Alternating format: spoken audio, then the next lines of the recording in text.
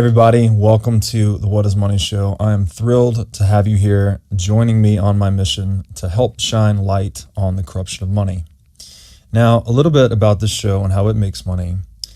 We are 100% sponsor based, which means that all the revenues we derive come from sponsorships.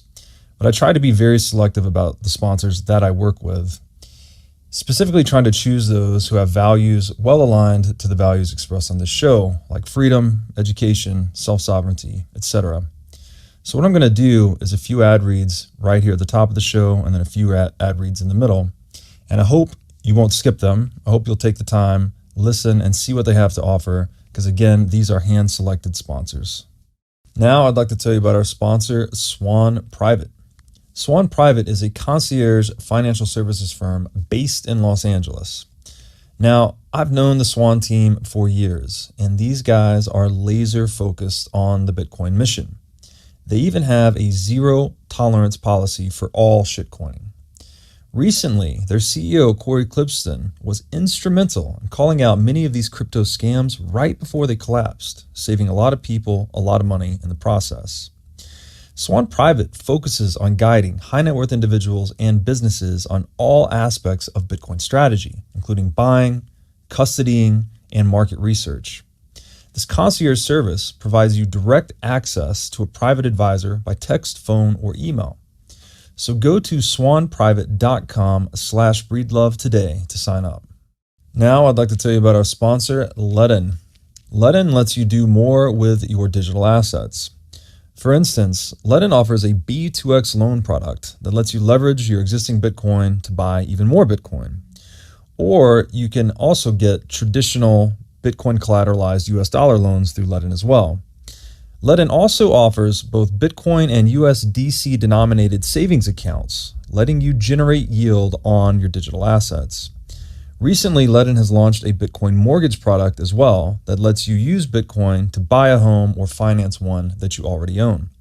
So go to ledn.io, that's LEDN.io today to sign up. Pascal, Najadi, welcome to the What is Money Show. Thank you, Robert, for having me. It's a great pleasure and an honor to be with you here tonight from my end. We are in Switzerland, and let's talk. Yes, let's talk indeed. This is a kind of a special episode, actually, because this is the first time we've done something like this. You have a crew local with you in Switzerland recording you. I have a crew here in Nashville, Tennessee. So we're doing kind of a pseudo in-person interview, even though we're talking remote over Zoom. So this is pretty cool. Just by way of quick introduction, you are a former Swiss investment banker. You worked for Merrill Lynch in London and New York. And then later you worked for Dresden Bank Group, which was the second largest bank group in Germany in the 1990s. Later you worked in London and you were responsible for government debt and privatization advisory. And now you are in early retirement as a peace and Bitcoin advocate residing in Switzerland. Quite the career you've had there, spanning a lot of different domains. Could you give us just a little bit of your background story from your perspective and what brought you to Bitcoin? Yes, with pleasure. I'm a traditional banker from the old school. I started working at the UBS in Zurich, internship in 1986. And through the process, I learned a lot about international finance through UBS, through the internship. Then I didn't like banking. Then I left banking and went to PR first. And later in the 80s, in 89, I went back to banking. And it was actually Merrill Lynch who wanted to open an office in Zurich, capital markets office. And they hired me to help the team to build Merrill Lynch in Switzerland, which we did. And in 1992, I was promoted to go to London to join Merrill Lynch, the colleagues in London. I was always on the debt side of things, on origination side, advising governments on their debt structuring and raising debt. And my territory was Central Europe, Central Asia, Russia, Middle East, and Africa. So it was quite a big footprint that I had to cover with my team. And it was very interesting times. You know, the German, East German wall came down late 80s. So all the capital flowed from Europe eastwards towards Central Europe. It was a fantastic moment. So you had Poland, Czech Republic, Slovakia, you had Croatia, Slovenia, all those countries in the Baltics, of course. They were all eager to raise debt at the time. It was also politically correct, or there was a political will from the West to finance the East, to stabilize it and to make it grow. And we benefited from that. We issued a lot of debt for those countries. But how it started with the debt issuance for Central Europe is a nice story. I was still a junior AVP, not much to say in the office. And one day, the reception called me, and they said, "I got a Dr. Harshagi for you from Hungary. He's the deputy president of the National Bank of Hungary." And my boss, the general director, was not there. He was on a trip. Of course, I wanted to present this man protocol-wise to my boss. It would have been correct. So I was in a mismatch, an AVP receiving a deputy president of the Hungarian National Bank. And he spoke very good German. So I invited him to the office. I served him coffee, and I asked him what he wanted from us. Why did you come to see us? It's very nice that you're coming by. And he said, "I need 150 million Swiss francs very soon because we have to service the debt from the IMF." I was a bit gobsmacked, to be honest. I didn't know what to say because we were not yet in emerging markets. We were not yet active. And I gave him a book about the Swiss Alps so that his trip was not in vain. And I said, "We'll look at this, we'll call you." He went on to Frankfurt to the what do you call that? The representative office of the Hungarian National Bank in Frankfurt. And my boss came back in the evening. I was still in the office. I told him all that. I made a call report. And I said, we can do 150 million Swiss francs, 7-year maturity, a straight bond, a public bond for Hungary, the National Bank of Hungary. So our traders had no clue. Our swap department had no clue about Hungary. Our research was not prepared. We decided the next day to price it, and we priced it. At that time, it was a triple B credit. It was just investment grade. And I remember we made the firm offer on a fax to Frankfurt. And I called him. I said, "Dr. Harshagi, are you a man of quick decisions? We have priced your bond. Are you a man of quick decisions?" He said, "Yes, of course." And I said, "Please sign the fax and fax it back." That was on the 1st of April, 1991. Remember, it was the Fool's Day, 91. So we launched the bond at lunchtime in the Swiss market, 150 million Reuters. We made a release. We released 150 million Swiss francs for the National Bank of Hungary at a 7-year tenor. First Swiss franc bond issue in the history of Hungary. And we invited the other banks as a co-lead, UBS, Credit Suisse, all the big boys. They were laughing at us. They said, you're joking, right? It's Fool's Day. It's April 1. So it's a fool's, you must be joking. I mean, you know, I said, no, we're not joking. We're doing it. So that bond issue was a huge success. It was sold out the same day.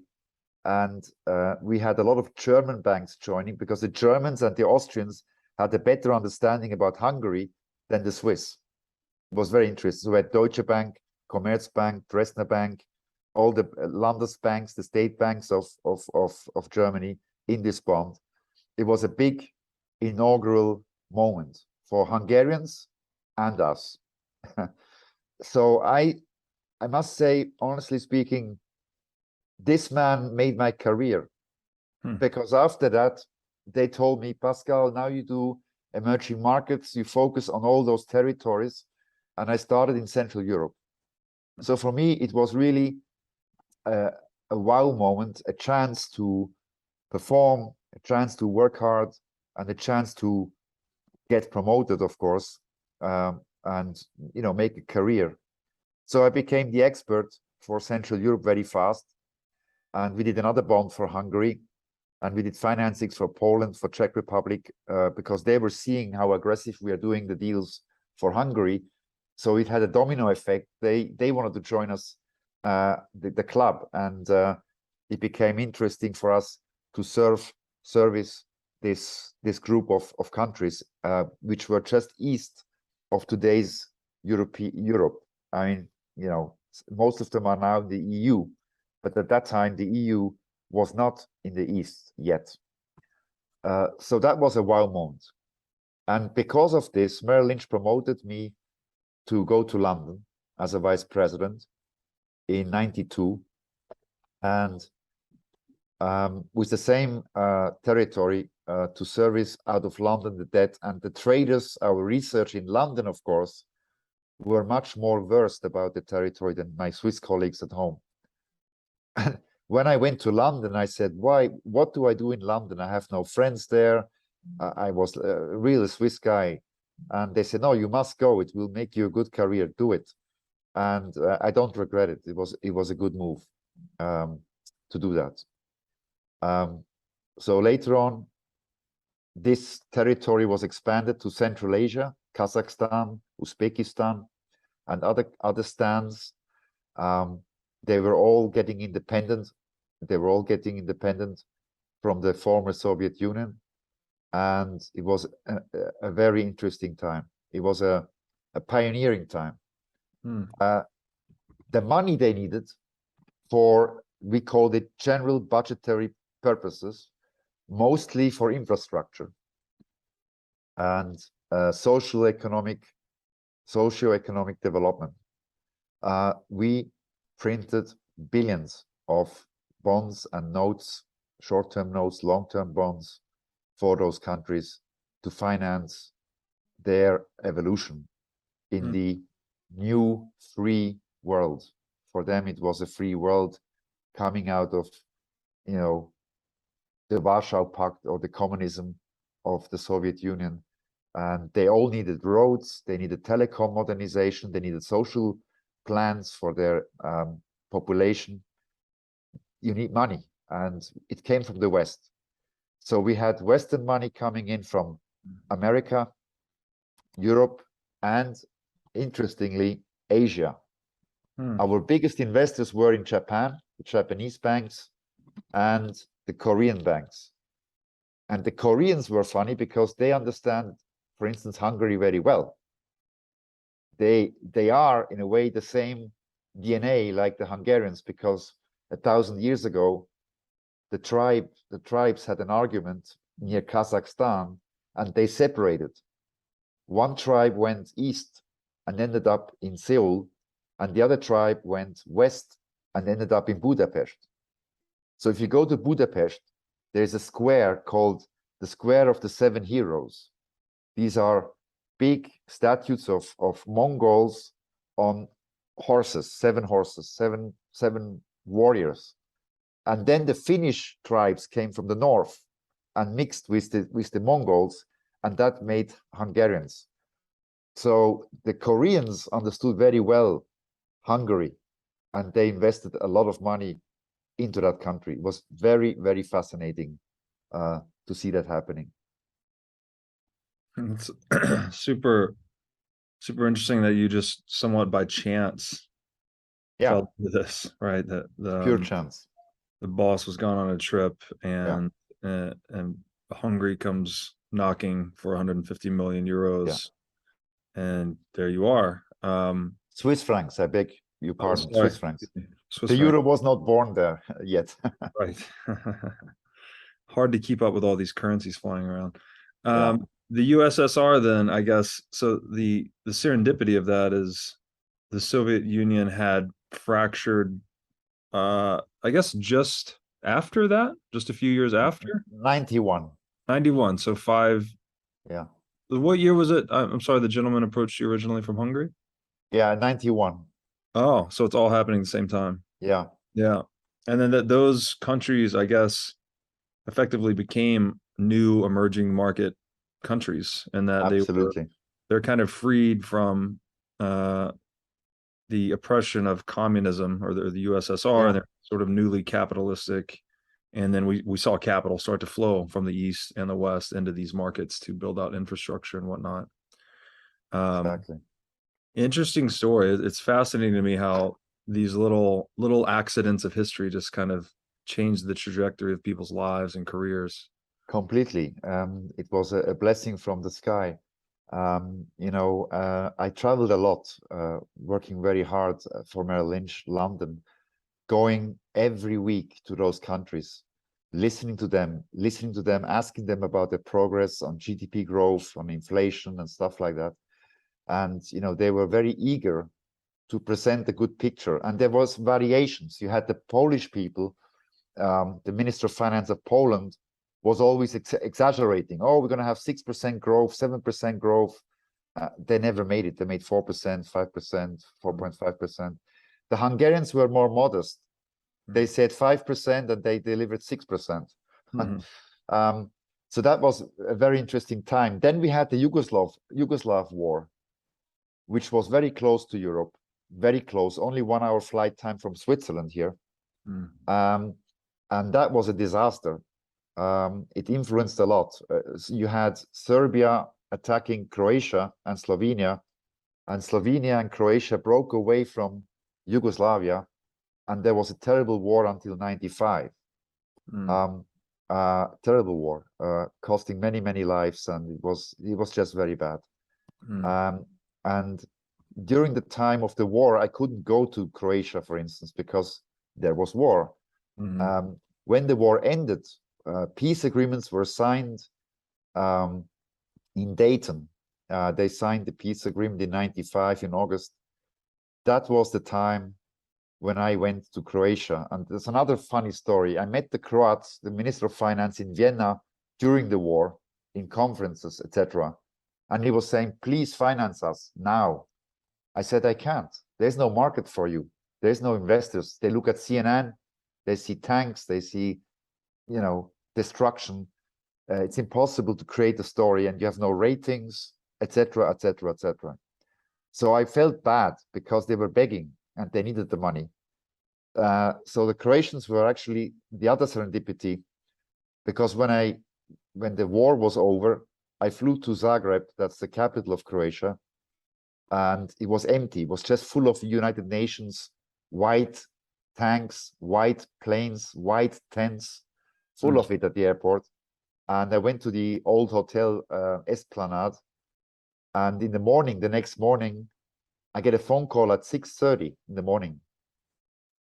It was Mr. Mitnacht, and he said, I remember this very well. He said, "Good morning. We know that you are in Croatia, in Zagreb." I said, "Yes, of course. I'm, Merrill Lynch." And he said, "Can we have breakfast in 1 hour?" I said, "Sure." I didn't know the guy. He was the economic advisor to the US ambassador to Croatia. I was curious to meet him because I was curious why he was calling me at 6:30 in the morning. And at the breakfast, he said, "We know that you're going to meet the Minister of Finance at 9 o'clock. Could you make your point that we would love to have Croatia buying Boeing aircraft for the airline?" I said, I'm here for a different reason, sir. I don't think that that's top of the list, but I'll keep it in mind. So I went to the meeting, and the minister was there, and he said, "We have given a mandate to UBS, my competition." And I said, "We'll do a better job. We are bigger. We are more networked around the world with investors than UBS was." And I said, "We also will do the ratings for your country for free, rating advisory." The country had no rating. And I said, "Let's do a bond issue. We will do the ratings, and we'll do the first bond issue for the Republic of Croatia for you." And he said, "Oh, I cannot afford to have a test." And I said, "It's not about the test, it's about success." Then he left the room, went to his office, came back to the meeting room, And I thought, I'm out. That's it. Lost the game. And he said, okay, you have to work with UBS together. You two have a co-lead, and I want you two to work together. I said, that's fine. That even broadens our placement power. And to work with a Swiss bank, the biggest one in Switzerland, was a pleasure to work with. So we did the ratings for Croatia, which resulted in a triple B, which it was investment grade, and it served the purpose. But we had to market the country. Nobody knew that Croatia was safe. They still had in their heads the pictures of destruction and war. So we had to make a marketing campaign. And how do you do it? At that time, we had no Zoom meetings. You had to go in person to every investor. So we went around the world eastward from Zurich, Hong Kong, Korea, Japan, LA, San Francisco, Chicago, Milwaukee, Minneapolis, Boston, Hartford, New York, Paris, Milan, Zurich, Frankfurt, London. We did this in 21 days, like a rock band. Wow. And in every meeting, we had about 100 investors who were curious about the country. So we had questions like, can you draw us the borders of Croatia? In Korea, we had a guy at the back end of the room. He said, I've read your constitution 3 times. He said, page 45, article 3B, how do you deal with the gold reserves of your country? And we just had to, we had no clue up there about this very question. So forth and back, we had to improvise and tell people the truth, and that they understand that the country is safe and stable, etc., etc. So we launched $300 million bond issue for 7 years out of London after this huge trip around the world. And it was a big success. So we gave birth to Croatia in the capital markets. And it was a big success for everybody. Yeah. That's really interesting. I was in Croatia in 2016, actually, and I recall, I think it was in or near Dubrovnik. There was still damage from the war. Yeah. And that war ended in the 90s. Is that 95. Correct? 95, yeah. So interesting how long the scars remain. Maybe this is a good segue, actually, into the present day war that's on the top of everyone's mind in the world. And we're recording this in late September 2022, and I'm referring to the war in Ukraine, the Russia-Ukraine war. And you've published some thoughts about that. You actually were so kind to be a guest contributor on the Freedom Analytics, which is the Substack blog that I run. You wrote a very interesting piece there. How do you think about the war in Ukraine? What's going on over there, and what types of risk are we facing geopolitically? Like, could this thing get out of hand and spin into a much larger conflict than we're seeing currently? And if so, what are the signs to look out for? Yes, unfortunately, the outlook is not good. We are now on the 27th of September, 2022. The Russians and the Donbass republics have done referenda, and the people had votes. Yesterday, the results came out. The 4 regions, all of them want to join the Russian Federation. I suspect that Moscow will fast track them and integrate them into the Russian Federation in 3 days, by September 30th. So by that time, those regions will be Russian Federation territory. Now, there was a lot of trading going on as a prelude to that between the UK, NATO, the US, and the Russians, both trading indirect threats of use of nuclear weapons. And here is the problem.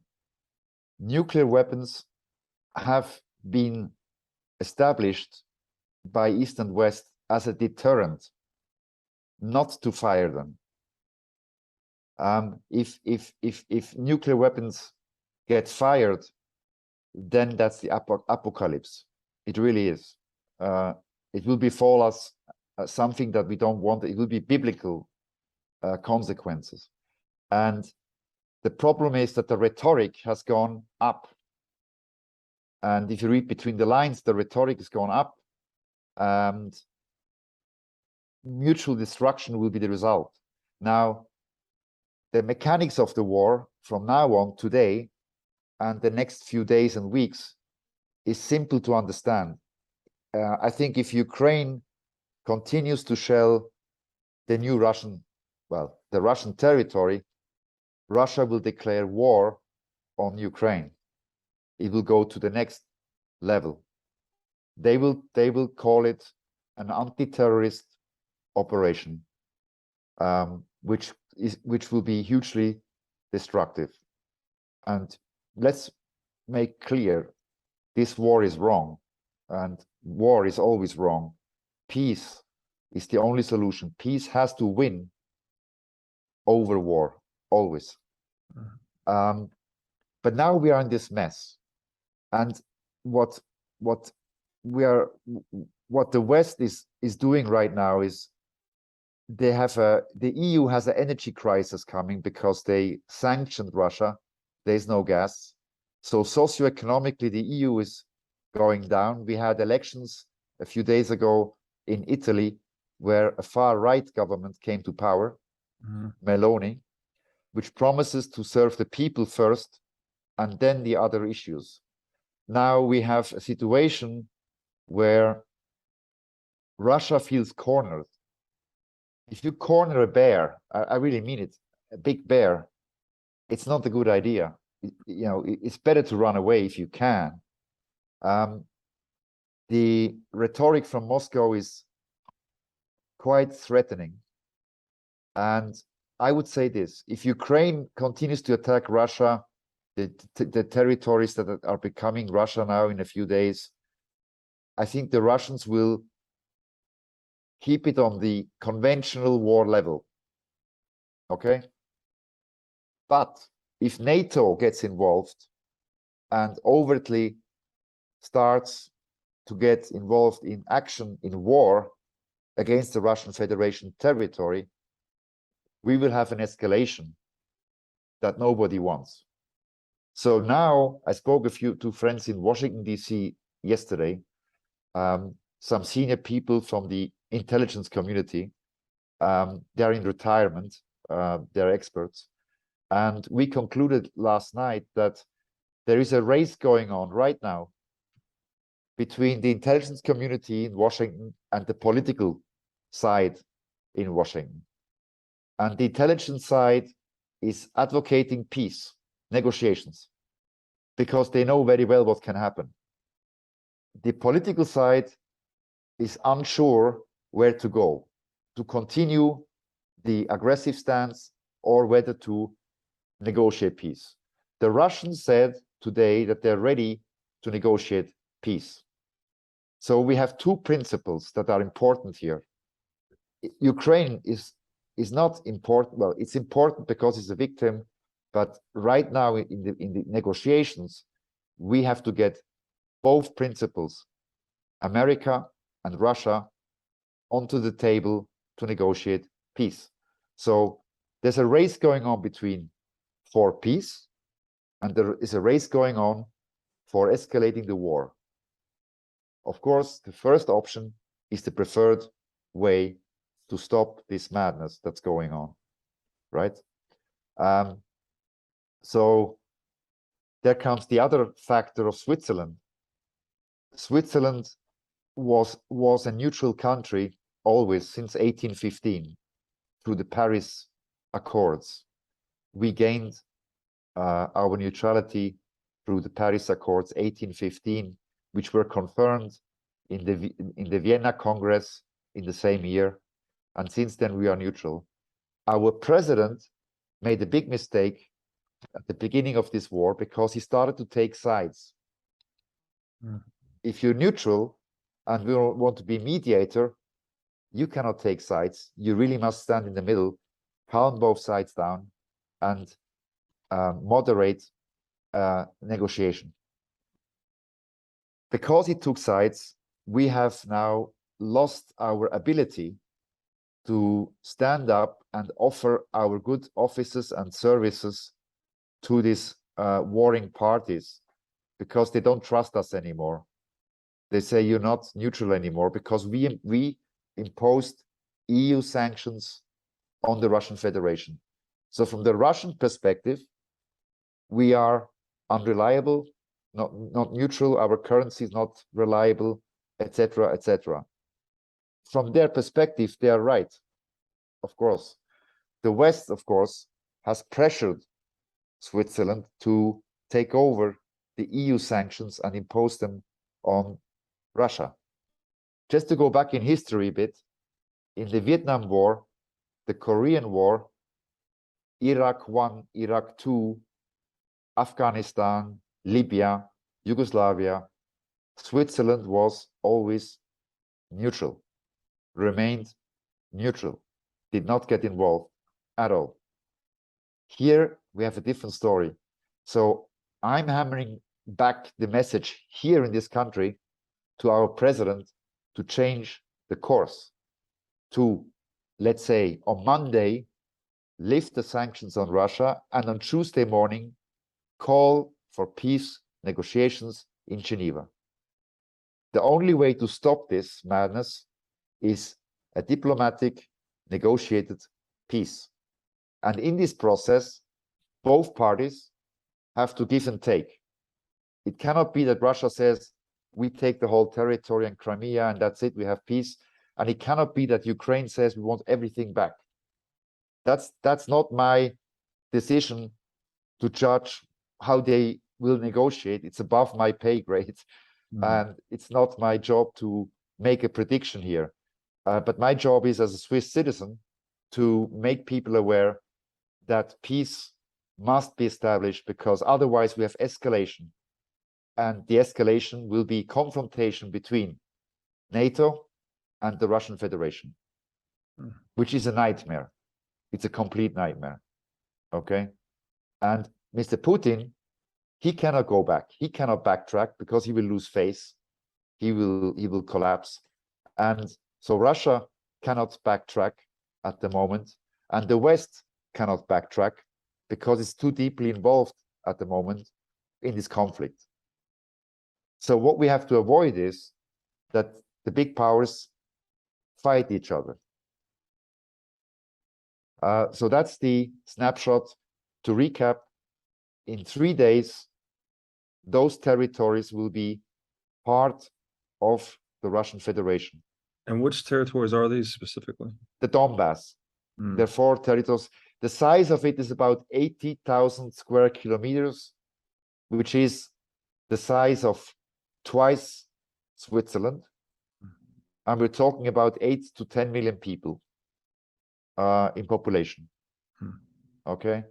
And what is the, in your estimation, it's hard to get good information here in the United States, I feel like, especially on this topic. What is the original motivation for Russia to attempt to seize Ukraine or to invade Ukraine in the first place? Is this a matter of natural resources? No. What is Putin's original motivation in your estimation? There's three topics here for that question to answer. From my perspective, as a neutral Swiss person, I think Russia felt threatened with the NATO expansion towards the east in front of their doorstep. That's the first point. They were begging end of last year, for security guarantees from NATO and the US. They were ignored. First step. Second reason, the Donbass has been attacked by Ukraine since 2014, 8 years, and 14,000 civilians have lost their lives. Those are ethnically Russian people, civilians. Mm. The third point is, I think Mr. Putin got the wrong advice. They thought if they go in with a massive attack, that the people will lay down their arms and they will wave Russian flags. That was not the case. Ukraine had signed the Minsk agreements in 2014 and 15, whereby it was agreed that the Donbas would become autonomous within Ukraine, so the people would be protected and have their own lifestyle for their well-being. Okay, that Minsk agreement was monitored and policed by Germany and France. But there's the problem. You know, NATO partners should monitor the peace agreement and police it. Is wrong. It should have been Switzerland, neutral Switzerland, doing that job to monitor and police those agreements. That didn't happen. Ukraine ignored them and it fell apart completely. It didn't work. It's like if you tell a bank robber with a key to guard the bank. It doesn't work. They have interests. They have interests on a multi-layered spectrum, France and Germany as a NATO partner. So in this time between the agreements of 2014 and 15 up to 2022, Ukraine has used that time to build up a stronger army, and NATO was supporting them. By the time the Russians attacked, Ukraine was the largest, strongest army in all of Europe. Quite sophisticated and well trained by the West, by NATO. So the reason I think is misjudgment. It's wrong. Negotiations should have been continuing. What can I tell you? The war is wrong, and it serves no purpose except complete destruction. And now again, we are in a very dangerous situation here, whereby we have two nuclear powers opposing each other, and the UK also made threats. You have Liz Truss, who's a bit of a narcissist, promoting herself for the election, saying that she will use nuclear weapons against Russia. That kind of rhetoric is not good. Then you had the former president of Russia, the former president, Mr. Medvedev, saying the same thing, that they will fry London or England. Doesn't serve the purpose to speak about such threats, because when you have the big weapon in your hand, the first thing you do, you don't threaten the opposition. You make it clear that you have them, but when you speak, you put every word and comma on a scale to make sure it doesn't come across as a threat.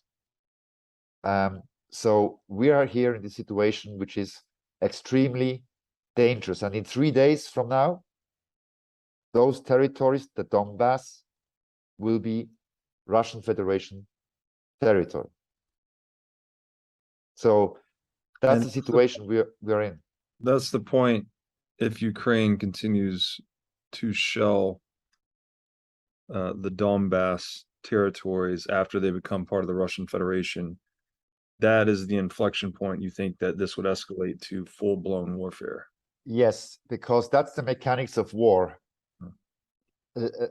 Trotsky developed a proverb. He said, "You might not be interested in war, but war is interested in you." That's where we are. And as you rightly said, if Mexico would shell the US across the border, killing people, I'm sure the US would react. It has to defend itself.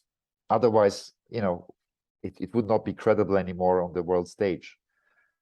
Russia has the same principles. It will defend herself. She will defend herself.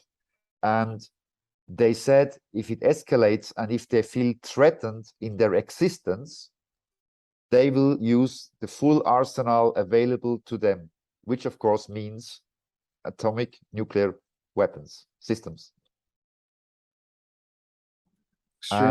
Extremely scary.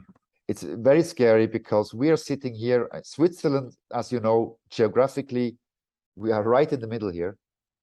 Germany is only 1.5 hours by car, the border to the north. And if this happens, we will be completely contaminated. We will also suffer greatly from such a disaster. That's why, to go back to the peace, we're having this discussion here, an open discussion, an honest discussion, because I would want to make sure that the audience and the viewers understand today or tomorrow, they understand that we are in a very critical stage and situation.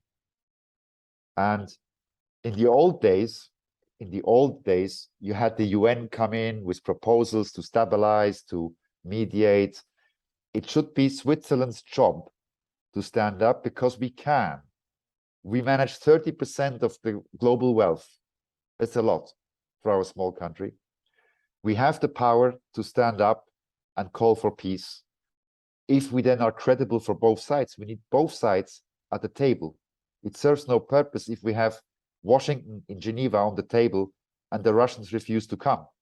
There is no peace negotiation happening. So that's where we stand.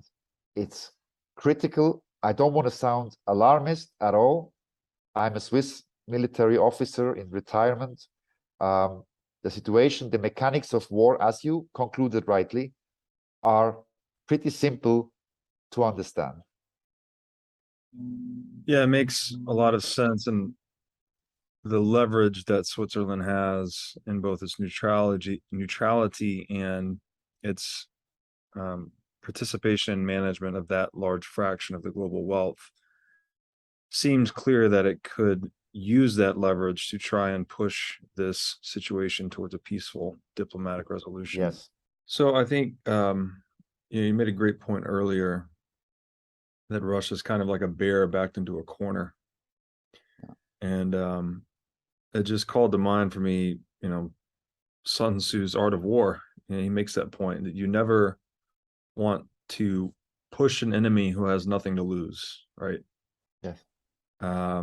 Because if you've got nothing to lose, then that's when you're going to fight the hardest. And in fact, he often advises generals to like cut off the lines of retreat for their own army such that they have nothing to lose to cause them to fight harder.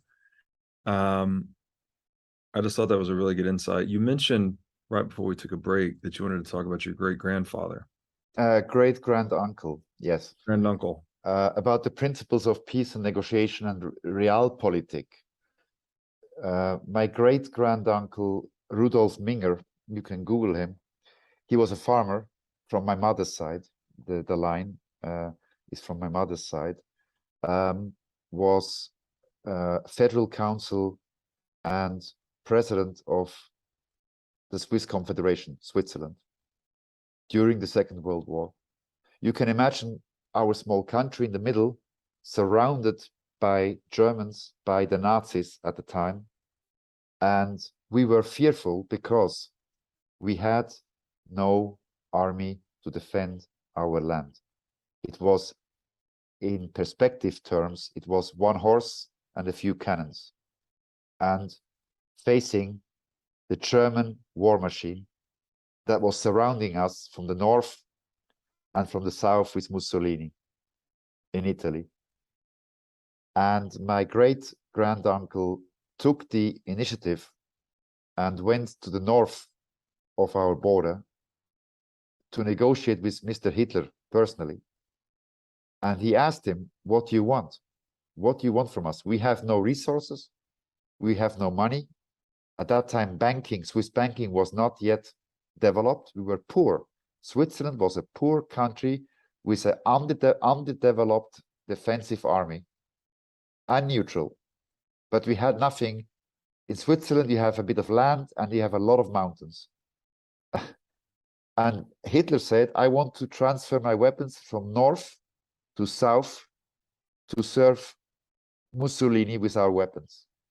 And my great-granduncle said, is that what you want? Is that really what you're striving, what you want from us? And he took a decision. He said, if that's what you want, you go ahead. We remain neutral. But we let your trains go through our railway network north to south. This saved our country from being completely overrun by the Nazis. As a consequence, we became an island of peace in the middle of Europe, and a lot of Jewish victims and families migrated to Switzerland because we were the only country that had no war in Europe. And it had a knock-on effect. The biggest Swiss private bank here is a Jewish bank who benefited from the great migration of Jewish people out of Germany, the most of them, and Austria into Switzerland. So about realpolitik, when you have a gun on your head in a dark alley at 3 in the morning from a robber, a criminal, and he wants my wallet, I will say, is that what you want? You know, I give it to you, please. Let me live, because I want to live.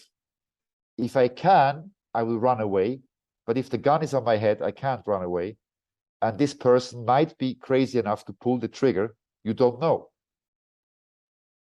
So in that fear, you have to make a quick decision how to react. Now, if you are a great martial arts expert, you probably could overcome the robber. I think there would be techniques of certain martial arts techniques to do that, but most people don't have that. And Switzerland was naive, weak, not trained, so to speak, to defend herself at all. So we had that path of, if you want to say so, to remain neutral, remain peaceful, not have to war reaching our people and complete destruction by the Germans at the time. And with Ukraine, it's the same thing. Every party in this war has to contribute to peace. It cannot be that one party takes everything and says, now we want peace, you know, we have our land, or vice versa, we want everything back. There must be compromises, and that has to be negotiated, and the monitoring and the moderation should come from Switzerland. And to go back to the mechanics of peace negotiations, we can only be credible if we don't have a fracture in our neutrality, which we have now, because we imposed EU sanctions on Russia. That's it. Yeah, great point. I want to ask you about this. So I've heard a lot of this secondhand, so please correct anything Sure. you incorrect. But from what I have heard of some of the speeches Putin has been giving recently, a couple of the points he keeps making are that the West has been very irresponsible with monetary policy, right? We've just been printing and printing and printing. Yeah. And you know, Russia's been one of the biggest net buyers of gold, I think, in the past decade. China's another. Yeah. And is also, I think, the largest net producer. I'm not sure where Russia falls on that. And then, so to say, you know, Putin has been very critical of the fiat currency regime that the West has been running. And most recently, this was actually just this week, Russia announced that they gave Edward Snowden citizenship. Correct. And there's also been some rhetoric in Putin's speeches that I've understood to be anti-globalist agenda, so anti-WEF, Yes. Things of this nature. It's odd to me. I feel a bit of dissonance here, because obviously I never advocate for war of any kind. We're very anti-state and anti-war in general on this show, thematically. But for someone to take a stand against certain initiatives like that, like, you know, the excessive printing of fiat currency, globalist agendas like the WEF is pushing, I feel a bit of dissonance personally that someone is standing up against that, at least representing that they're standing up against that. How do Yeah. you interpret that? And first of all, like I said, feel free to push back on the veracity of any of it because I've heard most of it secondhand. No, you're right. What you said is correct. If I may explain, on the 24th of February, when Russia decided to enter Ukraine with military action, they call it special military operation. The West has lost its hegemony. Simple fact is, since then, Putin is the only leader in the world who can stand up against the West. First point. Second point about the money printing. He's absolutely right when he says that exuberance of money printing and overspending creates inflation, because he's not stupid. He's a lawyer by training, and he has very good technical advisors around him, central bank, Ministry of Finance, and professors from universities who guide the Kremlin in those thought processes. So now, as you know, in the West, Biden or other people are saying, oh, we have inflation, it's because of Putin. Some people say I lost a job, it's because of Putin. It's very easy to say and find an excuse. The inflation problem did not start in the West on the 24th of February 2022. It started pre-COVID already, right? And especially through COVID, there was helicopter money going everywhere to calm down the people, right? Capital mistakes were done. You saw the money expansion, M2, shooting up like a rocket, the curve. Everybody can take it from the internet. Masses of amounts were printed. So he's not wrong if he says the West is responsible for their own doing when it comes to inflation and money expansion in the West. In the same token, Russia is the largest pool of natural resources. The country is vast, it's huge. Switzerland fits 414 times into Russia. I fly from Moscow to the eastern border on the Bering Strait. I fly 9.5 hours over the same country through 11 time zones. Can you imagine 11 time zones in one country? Try to make a consolidated balance sheet on Christmas, New Year, end of year. It's a quite complicated process. So from the Russian perspective, purely Russian perspective, Putin has stood up against the West and has proven to them that Russia is rich and strong economically. He switched the resource payments from dollars and euros into rubles, forcing the West to buy them in rubles. And you saw the effect, the ruble shot up in value against the US dollar. This is the development they are in. People said that Russia will collapse economically. People said that inflation will go rampant, 20%, 30%, hyperinflation. The contrary is the case. The central bank just last week lowered interest rates because they have a very strong currency right now. And you're right, the gold reserves are huge. Some of them are reported, some of them are not reported. And what people forget also, Russia is the biggest owner of diamonds in the world. And, it sounds funny to talk about diamonds here, but if you have a room full of diamonds, you have a lot of capital.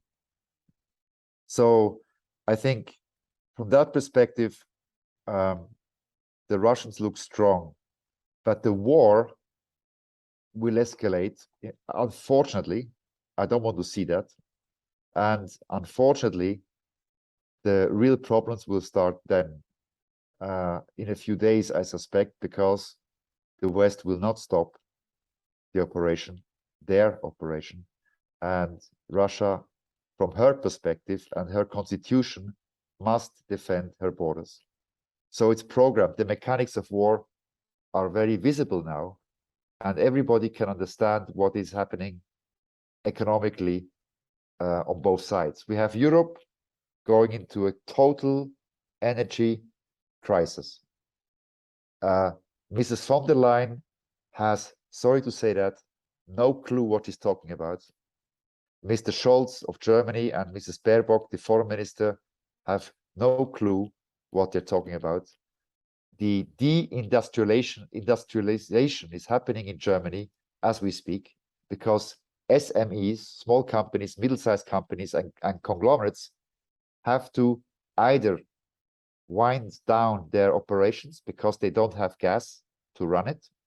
And as you saw yesterday, we know it from the news this morning, Nord Stream 2, the second pipeline, the new pipeline from Russia to Germany, has blown up underwater, which means even if the Germans now say we take the gas from Nord Stream 2 because Nord Stream 1 cannot function because of technical problems, they can't.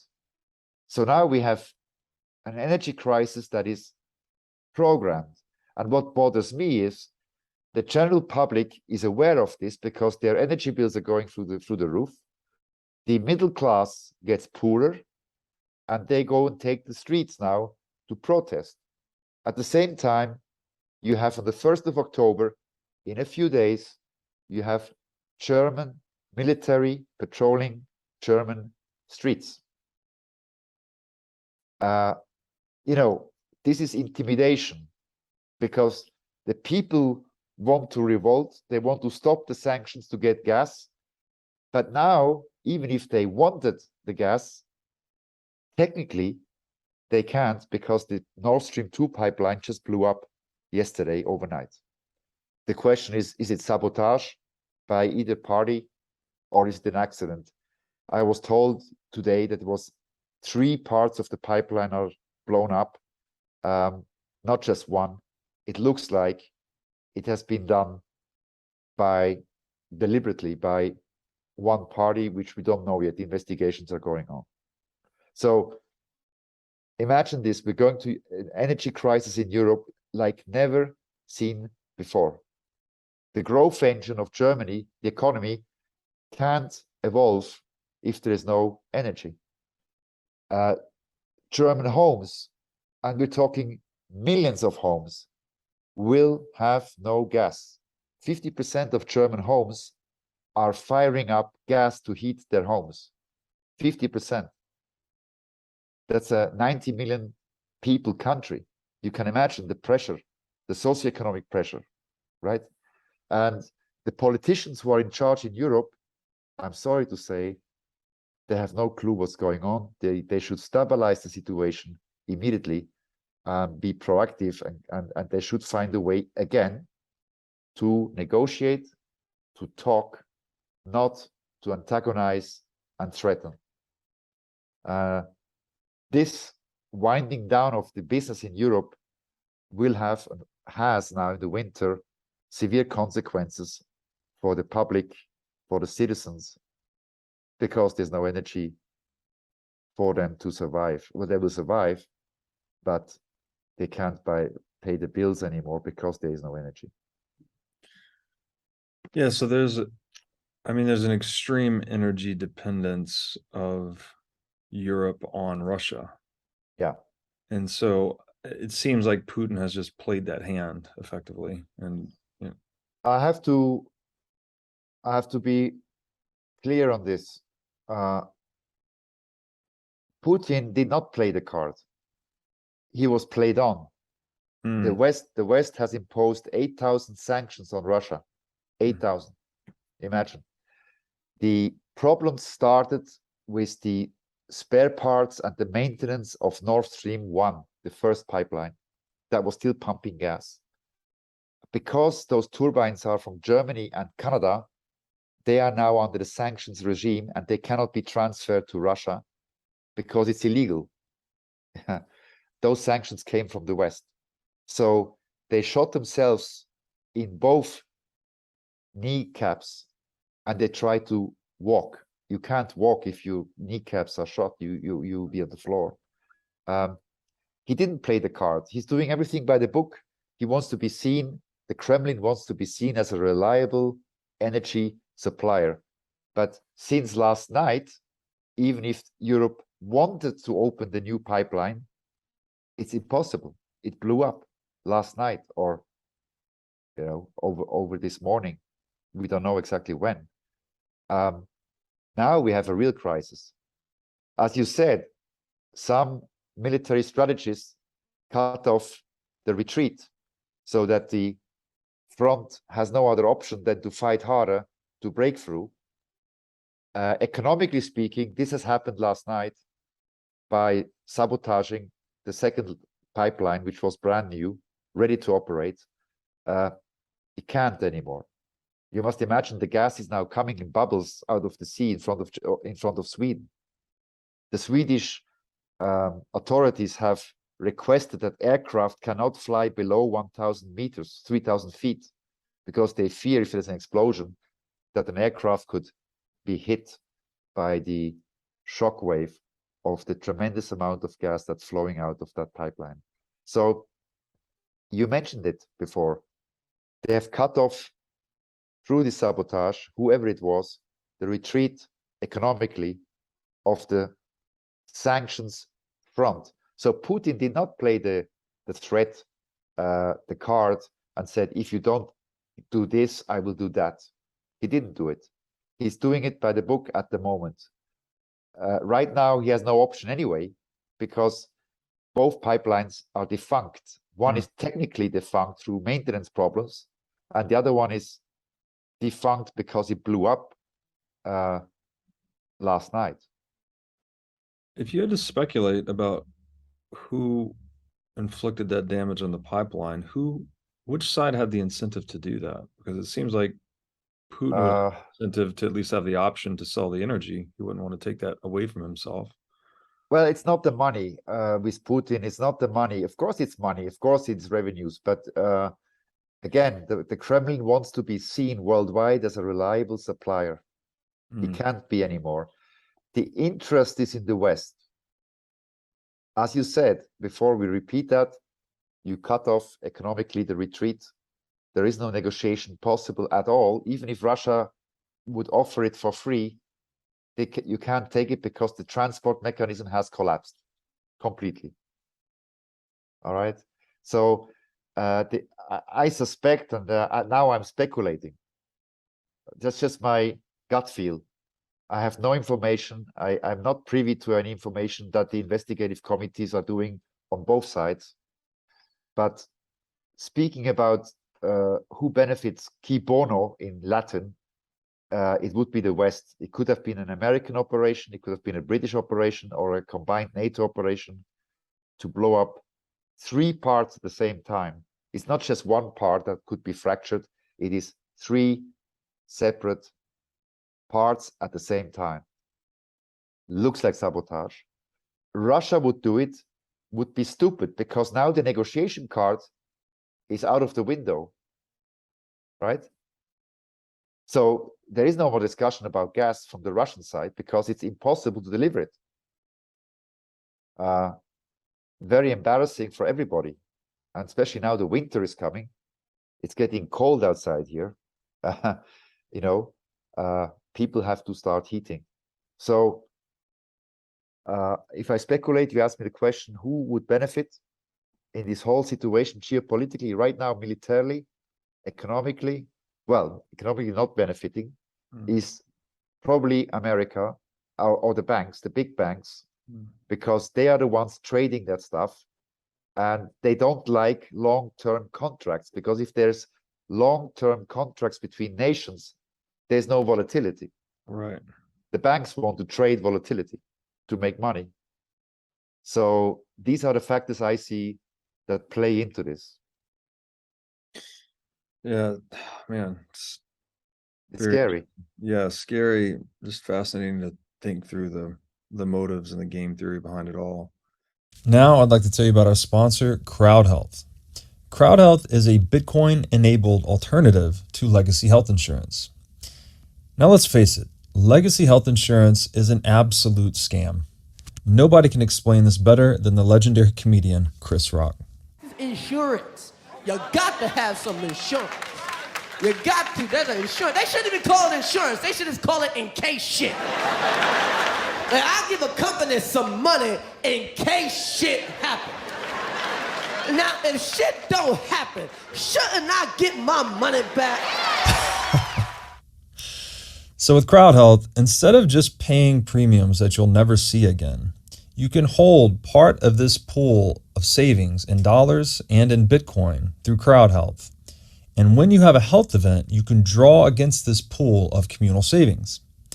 So go to joincrowdhealth.com/breedlove to learn more or sign up. Now I'd like to tell you about our sponsor, Wasabi Wallet. Wasabi lets you use Bitcoin privately while still maintaining full control over your money. Specifically, Wasabi Wallet is an open source, non-custodial wallet with privacy built in by default. By using Wasabi, you're effectively putting the private back in private property.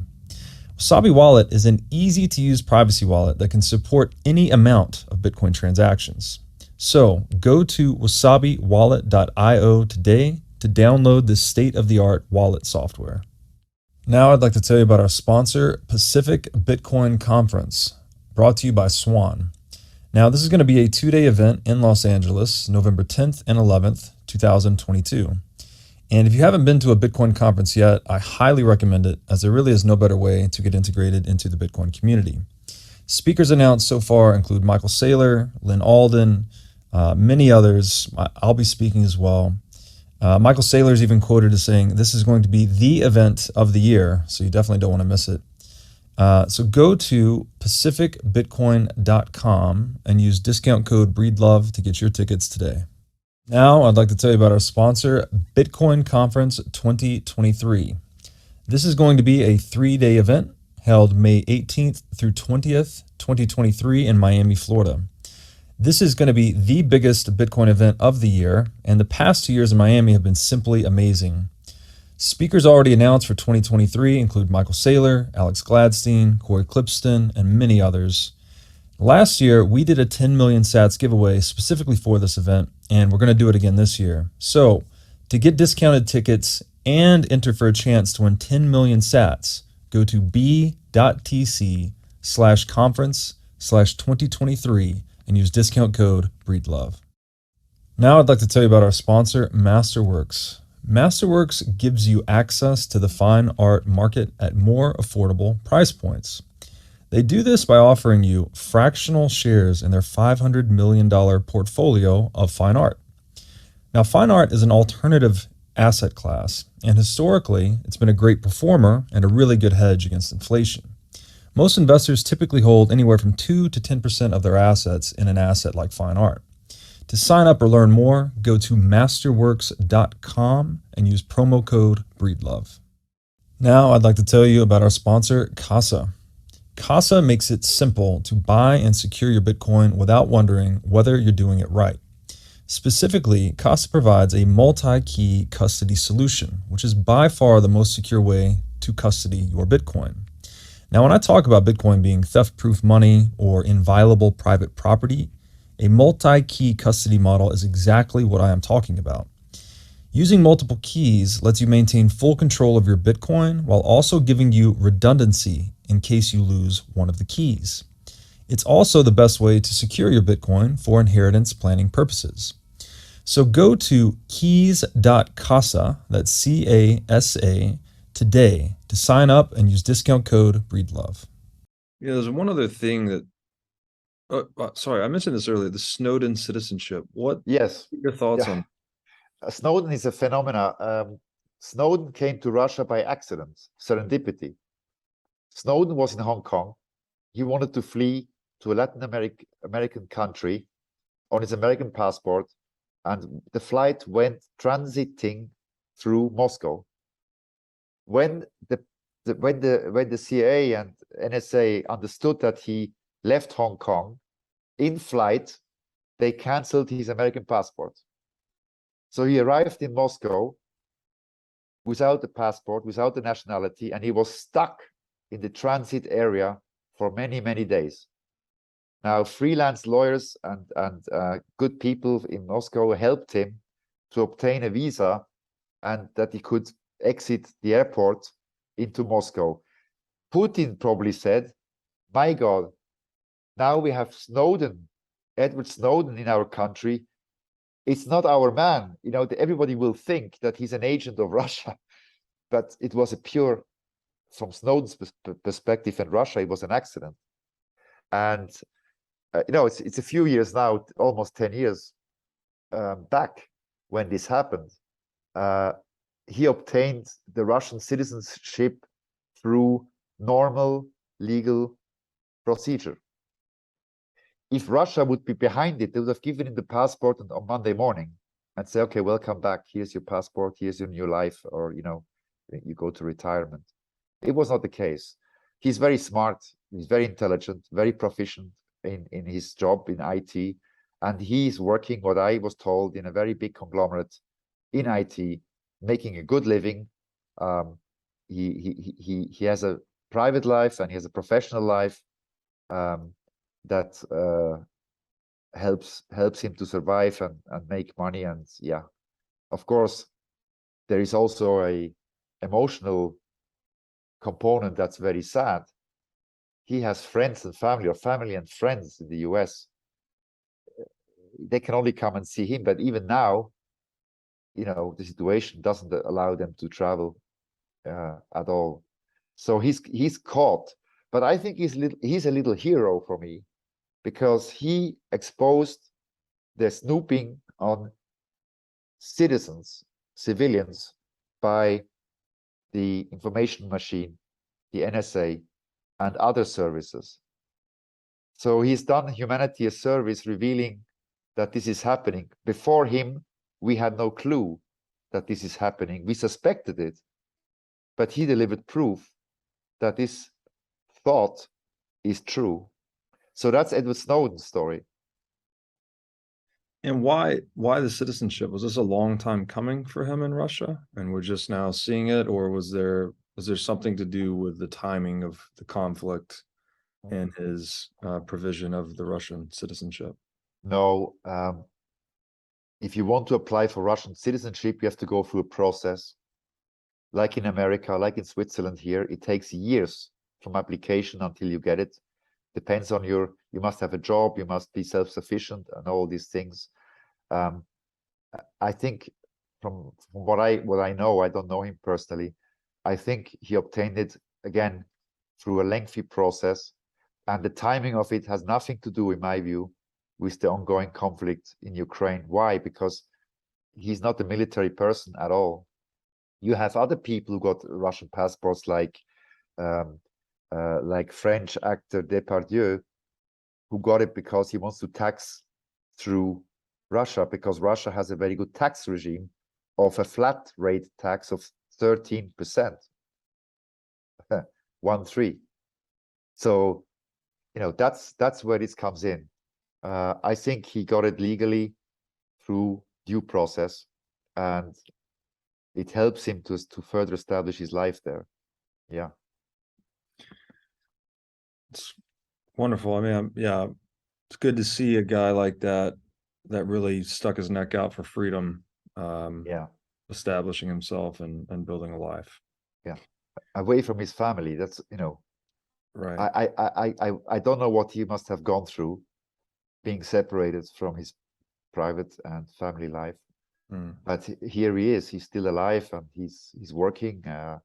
I don't know which company he works for, but I was told that he's making good money. That he has a senior position in his field of specialty. Yeah, it's great to hear. Yeah. Anything else on this geopolitical Ukraine-Russia warfare topic to round out the discussion before we move on? Yeah, I think interestingly enough, we had the Chinese that are backtracking a bit. The Chinese don't want trouble. They don't want sanctions. I think the Chinese want stability. I think Putin is a bit disappointed by this, because he thought that the Chinese will be hand in hand, shoulder to shoulder in this conflict with Russia. They are not. They want stability. For China, a lot is at stake. And they prefer stability, in my view, over conflict or sanctions. Now, of course, if sanctions would happen between America, EU, and China, for instance, it will be disastrous for both. For China, because they are the factory of the world, and the buyers of the products, the West. So that's one dimension we have to always look at as well. How is Asia reacting? You know? Yeah. On that, that's a great point. And on that topic, actually, this is one of the things I wanted to ask about. Yeah. The consequences of the Russian central bank foreign reserve freeze. Because I know China had to have been paying attention to that as someone that holds. I think Russia's central bank was holding to the tune around $600 billion in foreign reserve assets that upon invasion of Ukraine were frozen. I don't think they've been confiscated officially. They've just been frozen for the time being.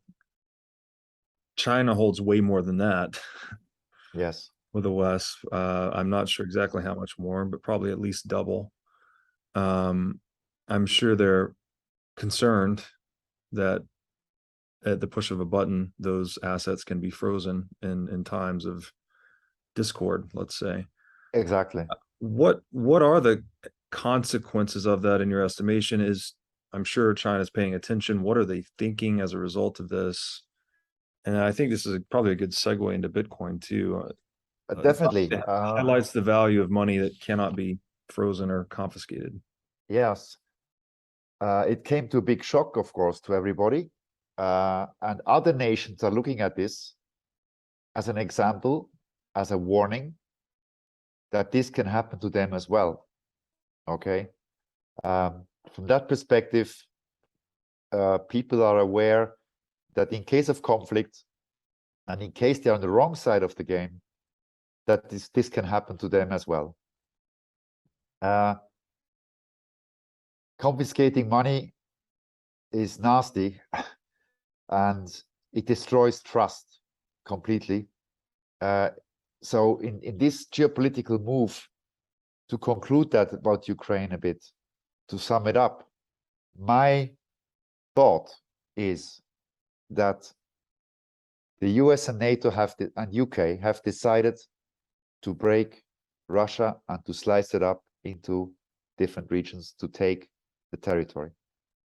This is the reason why the international law has been unhinged by the West when it comes to the Russian Federation at the moment. Okay. Civil rights are abused. Journalists get monitors who write the wrong thing in the West. So this is a major problem for many people to observe, and it's not good for stability. It's really bad, because that's from the rhetoric that I can see and the actions I can see from the West. They are going full power ahead. Okay. That's why I'm advocating for peace. It cannot be that we have a nuclear war, for Ukraine. This cannot be possible. The mutual destruction is enormous. The Russians at least have a land that is big enough. Some of the people can move east, far away. The states, from that perspective, are not big enough because it will be contaminated everywhere. And Europe will be completely wiped out because we have German bases in Ramstein, near Frankfurt. This cannot happen. It must be peace that wins over war. So the unhinging of the law is a big problem. The second problem is the West advocates a unipolar world. That goes into later our discussion about the WEF. Unipolar world, rules-based. The question is, who makes the rules? Mm-hmm. I prefer a multipolar world where everybody has international law, the same book to refer to, and the judges have the same book to make their judgments.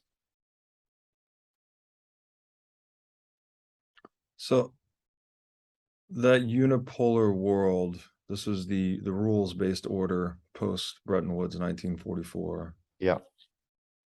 But that freezing of Russian central bank assets essentially shattered the world into a multipolar world.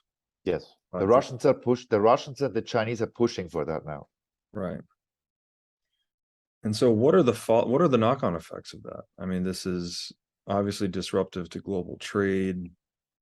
I'm sure it's going to be contributing to inflation, right? We just have less products and services coming to market against Yeah. the backdrop of fiat currency supply expansion. So what else do you see in the wake of that? Well, we have different groupings now. You see, the EU is the EU. It's not very big, actually. But if you look at BRICS, Brazil, Russia, India, China, South Africa. Look at the Shanghai Cooperation Organization, SCO, Russia, China, Kazakhstan, which is the 5th largest resource country in the world, by the way, oil and gas and minerals and, plutonium, uranium, etc., etc. If you look at those trends, you'll find out that the multipolar system has more to offer for partners because they can interact. If you want to say it's like Bitcoin, they're decentralized, interacting with each other, as opposed to, again, a unipolar rules-based world, which is, again, the plan of the WEF, WEF, is the unipolar rules-based global government to rule over the citizens of the world. That, in my view, cannot happen as a freedom fighter. This is the end of humanity. It's enslavement. And that's where Bitcoin comes into place, because we have inflation now. A year ago, people said, oh, inflation is good for Bitcoin price. And yes, at the beginning, when inflation started, you saw the Bitcoin price shooting up, right? And it was promoted as a store of value, inflation hedge. All the podcasts were full of it. And now we have inflation. We have severe inflation, galloping, and the Fed and the central banks in Europe are slow. They are not fast enough, in my view, to counter that effect. They're going, in my view, too slow, because politically it's very difficult to sell a crashing economy. And we have midterm elections in the US, which are in a few weeks in America. All these things playing together. So talk about Bitcoin is depressed. The price is depressed because we had some events like Terra Luna, which were disastrous for the market, because people could not believe that something goes to zero, which was promoted as a hedge and promoted as a safe asset because of algorithms. It was not. It failed. The engineering was wrong. It completely failed. So novices got afraid. They said it could happen to this, not knowing enough about Bitcoin, of course. And that's why, in my view, we have a depressed price scenario for Bitcoin, and we have inflation galloping like crazy at the moment. Yeah, I always people get a little bit overzealous, in my opinion, of trying to map current news cycle or current macro movements to present price, as if they map one-to-one. Like, if news comes out today, the price directly reflects it, or if inflation prints today, that Bitcoin's price should go up in tandem with inflation. And I always caution people that that's just not in accordance with my study of monetary history whatsoever, actually. And in fact, things get more volatile as the currency gets less meaningful, right? As the currency's inflated, prices just don't go up in some linear fashion. They go way up, way down. They become much more volatile. Yeah. Leading to the ultimate collapse of the currency. Yeah. And my case study there is, you just go look at the gold price during the hyperinflation in the Weimar Republic.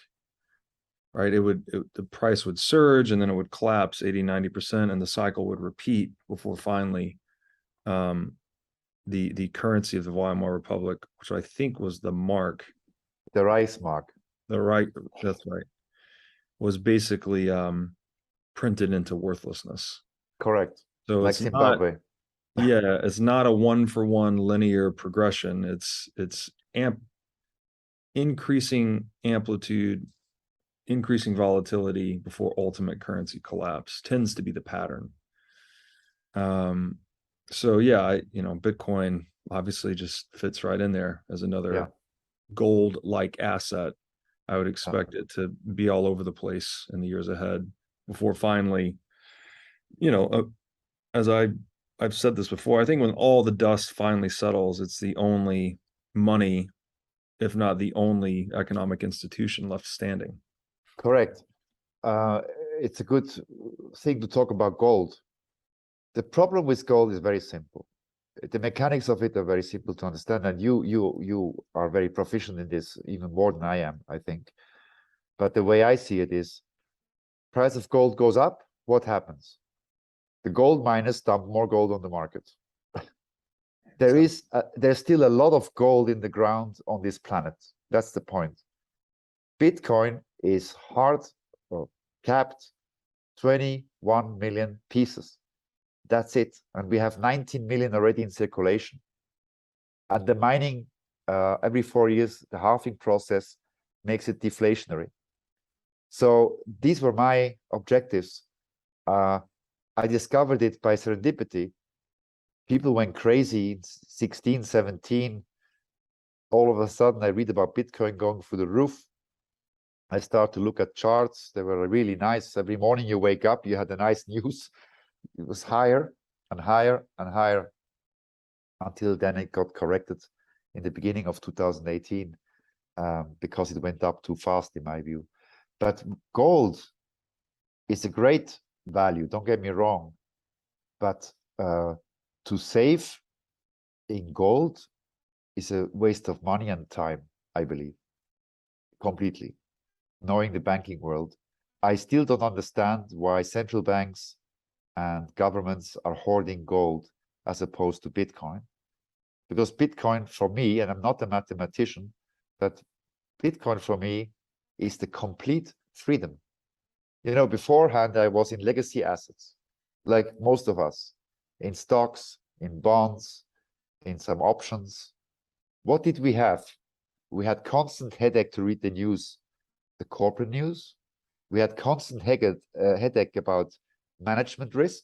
A CEO dies or a CEO leaves to the competition. We had constant problems of regulatory issues, constantly. A corporation like Nestle or Johnson & Johnson or Bombardier in Canada, they're literally flying, navigating through a minefield of regulatory problems, management problems, corporate problems, competition problems, market problems. And when I was a banker, I always told my people, there's two things you have to remember. We don't take quality risks. We can take market risk. Because markets we can analyze, we make a decision. Sometimes we fail, of course. But if the quality risk is exposed, and if we are exposed, to quality risks, nothing can help us. Even a good market cannot help you. So Bitcoin, when Bitcoin came into my life and my family, we made a drastic decision. We sold absolutely everything. And everything, 100%, went into Bitcoin. Not to make money overnight, in one day or a year. It was like Michael Saylor's is a big, for me, a leading light in this market. You got to think long term. You got to think, I would say 10 years is a good, in my view, a very good time frame to look at Bitcoin. Okay. We don't know if it's going to go up or down in the next year or the same year. There's plenty, you know that the chartists and people have the charts and they predict on Monday morning that it's going to go up tomorrow. And what happens? It goes down, or vice versa. That's Bitcoin. That's the nature of the beast. But Bitcoin is mathematically beautiful because it's perfect. It's autark, it's independent, it's decentralized, and there's no company behind it, no CEO behind it, no government behind it. It's beautiful. That's all I can say. Knowing, doing myself, producing debt for governments all my life, you know, there's nothing better that can happen to us. And I think, you know, if it's $20,000 or $18,000 now, I don't know what the screen is. I don't look at it every day. I don't really care. I'm very confident, and my family is, that in 10 years' time, we'll be fine with this investment. And the target for us is not to sell in 10 years, but for us, the horizon is 10 years, to sail to the horizon and to keep the focus on that horizon. Of course, we have other income. We are lucky, fiat income, to support this strategy. Of course, I don't advocate everybody to put 100% into Bitcoin if you can't afford it. Only put that money into Bitcoin that you can afford to put into, to live through difficult periods like we're going through now. Adjustments. It's a pure adjustments. You know, when the news comes out that the Fed stops hiking, we're going to have a firework on the stock market and Bitcoin. And Bitcoin will outpace, in my view, the stock market very fast. Yeah, I agree with a lot of that. I can relate to the similar process of discovering Bitcoin, learning more about it, and as my conviction deepened, my portfolio more and more reflected that, right? I was selling more and more assets to just buy more and more Bitcoin. And yeah, today that's essentially it, as I use Bitcoin as savings, and try to stay profitable, you know, in all my work and my businesses, and then just gradually convert over time. And I you know, it's been quite remarkable. I didn't realize how scattered my mind was before, you know, you know, looking at reading all the research reports every morning. Yeah, and you're always worried about the market and the news, and you know, all the forms of risk that you enumerated just sort of consume your mind space a lot. But being in something like Bitcoin with a deep conviction, obviously, in the asset that I've built up over time, it's very liberating. You know, there's a lot of peace of mind that comes with it. Absolutely. And you see, I always warn my friends. They say, oh, crypto, the 19,000, 20,000, this token is great. It made 10% yesterday. This one is great. I said, follow the SEC. And I said, we had a few weeks ago the news. It's been decided. Bitcoin is going to the CFTC. That for me was huge news. It's a commodity. That's where it belongs. I cannot say the same thing about Ethereum, where we have a person behind it and a foundation and a company that change the rules as they go, or other tokens. I don't want to just talk about Ethereum, which are, Gensler repeats that every time, German Gensler, unregistered securities. Who is behind the tokens? It's human beings who want your money in their pocket. And they're selling you a piece of paper. And then the SEC will come, wait, the law says only bank licenses can issue securities. Do you have a bank license? The answer is no. Well, we shut you down. And this will come. It will come. I think the SEC is overworked. I think Gensler is doing a tremendous job. He's understaffed, I think, because they have to deal with 20,000 or 19,999 tokens out there, and intermediaries and companies. Some of them are offshore in BVI or in Cayman or Hong Kong, or, you know, they have a gigantic work to clean up the system. But I tell my friends, it will happen. I don't know if it's happening next week or in 2 years. But when it happens, it's like when empires collapse. If empires collapse, most people have two things. They're surprised and they're ruined. With Bitcoin, I know it's autark. It's been decided as a commodity in the United States. which in my view, regulatory-wise, is leading the pack. And Switzerland too is quite comfortable for Bitcoin owners because we have no tax on it here.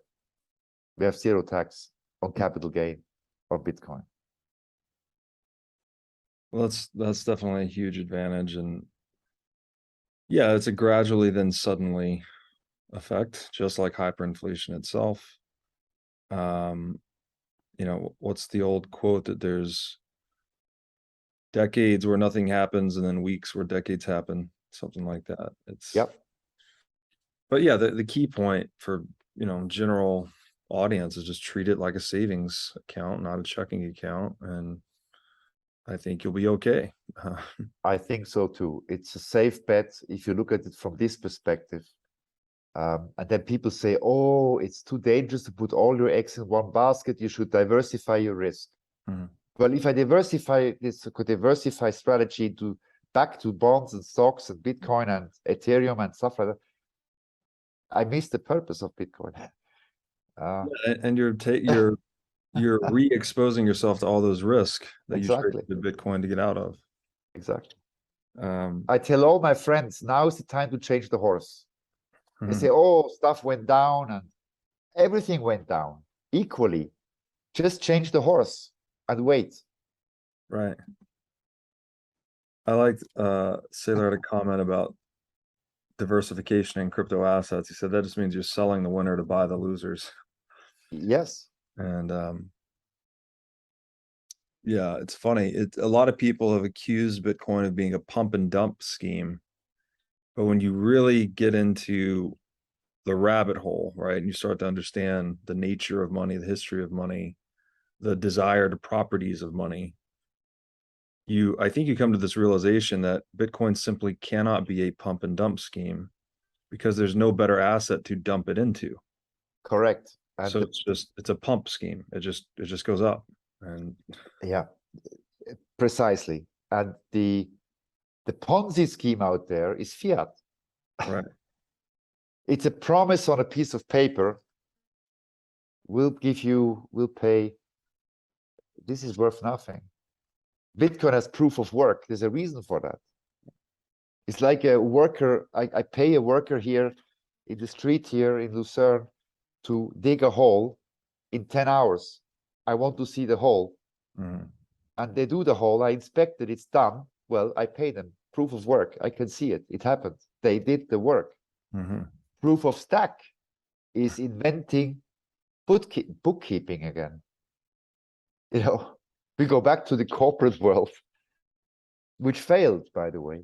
Yes. We can talk about Swissair later, about, you know, Swiss Airline, how they failed. Mm. But with Bitcoin, we have a proof of work concept, which is the basis, in my view, for humanity to evolve.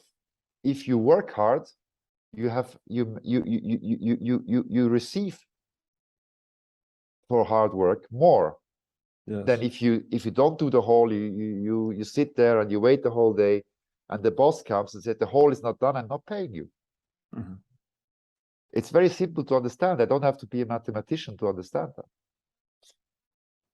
It is really simple in a lot of ways, and it's taking us back to the principles underlying gold, right?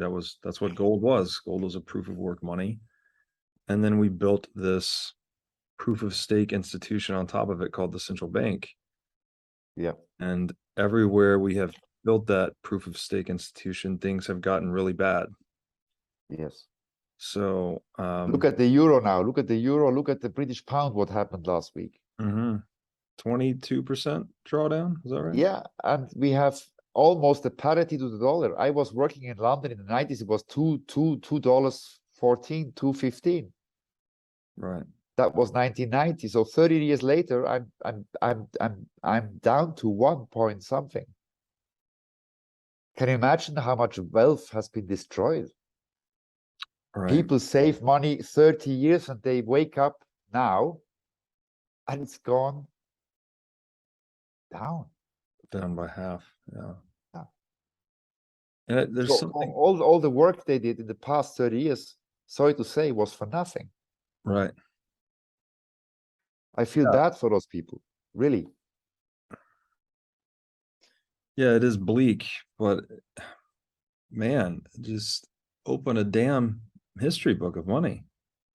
Saifedan has, in my view, done a fantastic work. I love his book, The Bitcoin Standard and the Fiat Standard. It's most revealing. I recommend everybody out there who gets into this business of Bitcoin to read those two books, to invest the time.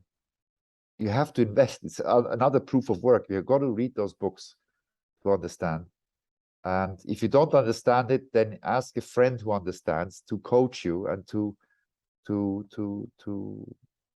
coach you, to help you understand. But we are in this fork right now with humanity. Currencies are failing. Overspending has happened, is happening constantly. I always say inflation is a result of bad governance and no accountability. Why do governments spend so much money? It's not their money. That's right. If I dig a hole the whole day to earn $200 in the evening, I think very carefully how to spend that money, you know, and to save if I can. So right now, that goes back to Ukraine and the war and all these things. We are in a big stress right now, in a very big stress situation. The world is in a stress situation. Yeah. And that's why I go back to China and India. They prefer right now to have stability. I mean, those two countries are almost 3 billion people. Who is the EU compared to China and India, right? In terms of people, of lives, of families, of socioeconomic existence. What's the EU going to do? You had elections yesterday in Italy, 2 days ago. Mrs. Meloni is tagged now, Mussolini daughter, has won the elections. And you have Mrs. von der Leyen, who threatened a few days ago a democratic process in Italy and said, if you don't behave, we have tools for you. It reminds me of a German movie, old movie, where the torture victim is on a rack, and the doctor comes with a toolbox to torture them with teeth or, you know, stuff like that. Where are we? Where have we gone? This is absolutely terrible what's going on right now. Yeah, really, really is. So I think it's safe to say you and I are both very long Bitcoin, very optimistic about its future. Yeah. And you have obviously an extensive background in government finance, government advisory, let's say. How, and I know this is a big question, so feel free to use broad strokes. How do you see government bonds and financing changing as the result of Bitcoin succeeding? And when I say Bitcoin succeeding, I mean, you know, massively succeeding, say becoming $100 trillion asset. Yeah. To what extent does that diminish or change government's ability to raise capital via bonds and other debt-based vehicles? Yeah. Look, the bond market is a fiat market. I run the similar risks again that we talked about. I run country risk, if we talk about nations, right? Country risk, which means ratings that change, economic risk, political risks, all kinds of things that can happen to a country. We saw it happening in Mexico. We saw it happening in Argentina. We saw it happening in Greece. Failures. We saw cross default. Every bond documentation has a clause called, and you know that, you've been a hedge fund trader, cross default, which means if an issuer like GMAC fails on one payment on one bond, everything is called. Technically, everything is called at the same moment. If people discover Bitcoin as a means of store of value and raising money with Bitcoin, like El Salvador is planning to do. Right now, the markets are not favorable, but I think when the markets come back, and they will come back for Bitcoin, El Salvador will do it, the volcano bonds. What better instrument do I have? I don't have a better instrument. The bond markets are so leveraged, you know that, and they are exposed from Monday till Friday, and things can happen over the weekend, and you wake up on Monday morning and your bond is gone, is finished. I remember when it happened in the Asian crisis 97, a few years back from now. I was in my office on a Monday morning, and the phone rang, the desk phone in my office. I was at Dresdner Bank, a director of the bank, and a director of the management board. And I had the central bank director of Greece, the Hellenic Republic, on the phone. He said, everything is red, everything is going down. We're exposed to this knock-on effect by Korea and Asia. I need 1 billion Deutschmarks. At that time, still was Deutschmarks. I said, thank you very much for waking me up. I mean, not waking me up, but giving me a Monday morning call, asking me in a red market scenario for 1 billion Deutschmarks off the cuff. I had only one solution. It had to be done through communication to the public that we are doing this. And I decided to do it. The FT commended it as bold and daring after the deal. They wanted a 5-year note, 1 billion Deutschmarks. The spread, if I remember correctly, of Greece was about 70 basis points above Libor, 70 basis points. And they wanted to raise the money at 37 or 38 basis points, the pre-crisis level. I told him firsthand, Spiros, his name was Spiros Papanikolaou, I said, forget it. Everybody goes to the screen, your spread is at 70 over Libor, and you want half of that, the pre-crisis level. I mean, better pricing, better all-in costs, in a massacre. When I thought about it, I said, let's use the press. So I went to Reuters, and we decided to do it with the condition that we can convince the public about the following thing. We said the Hellenic Republic is an EU member, European member since 1981, and it's inconceivable at the time then that the EU will drop Greece. Okay, let it default. Since we talk about default risk, it worked. The headline was Dresdner Bank is issuing 1 billion Deutschmarks at 37.5 basis points over Libor for the Hellenic Republic. It worked. It was magic. The bond was sold out the same day. In fact, they called again if they can increase it to 1.25 billion Deutschmarks, and we increased the next day to 1.25 billion Deutschmarks. That was then. Things were a bit slower than today. Later, a few years back now, you saw what happened to Greece. And you saw the draconian measures they had to implement, the austerity measures. Why? Because the European Commission dictated them what to do, and if they don't behave, they'll pull the rug. So in government bond markets today, they're negative yielding assets. Who's going to put money in them? We have almost the World War III happening right now, right? Again, I have a mountain of risk in the bond markets, over leveraged by trillions, and I have Bitcoin, okay, which has all the way to go to eat into the gold markets, to eat into the bond markets, to absorb all the other markets. Why? Because Bitcoin will and is constantly progressing, sometimes a bit better, sometimes a bit less, but it's autark. Let's not forget that. It's completely independent.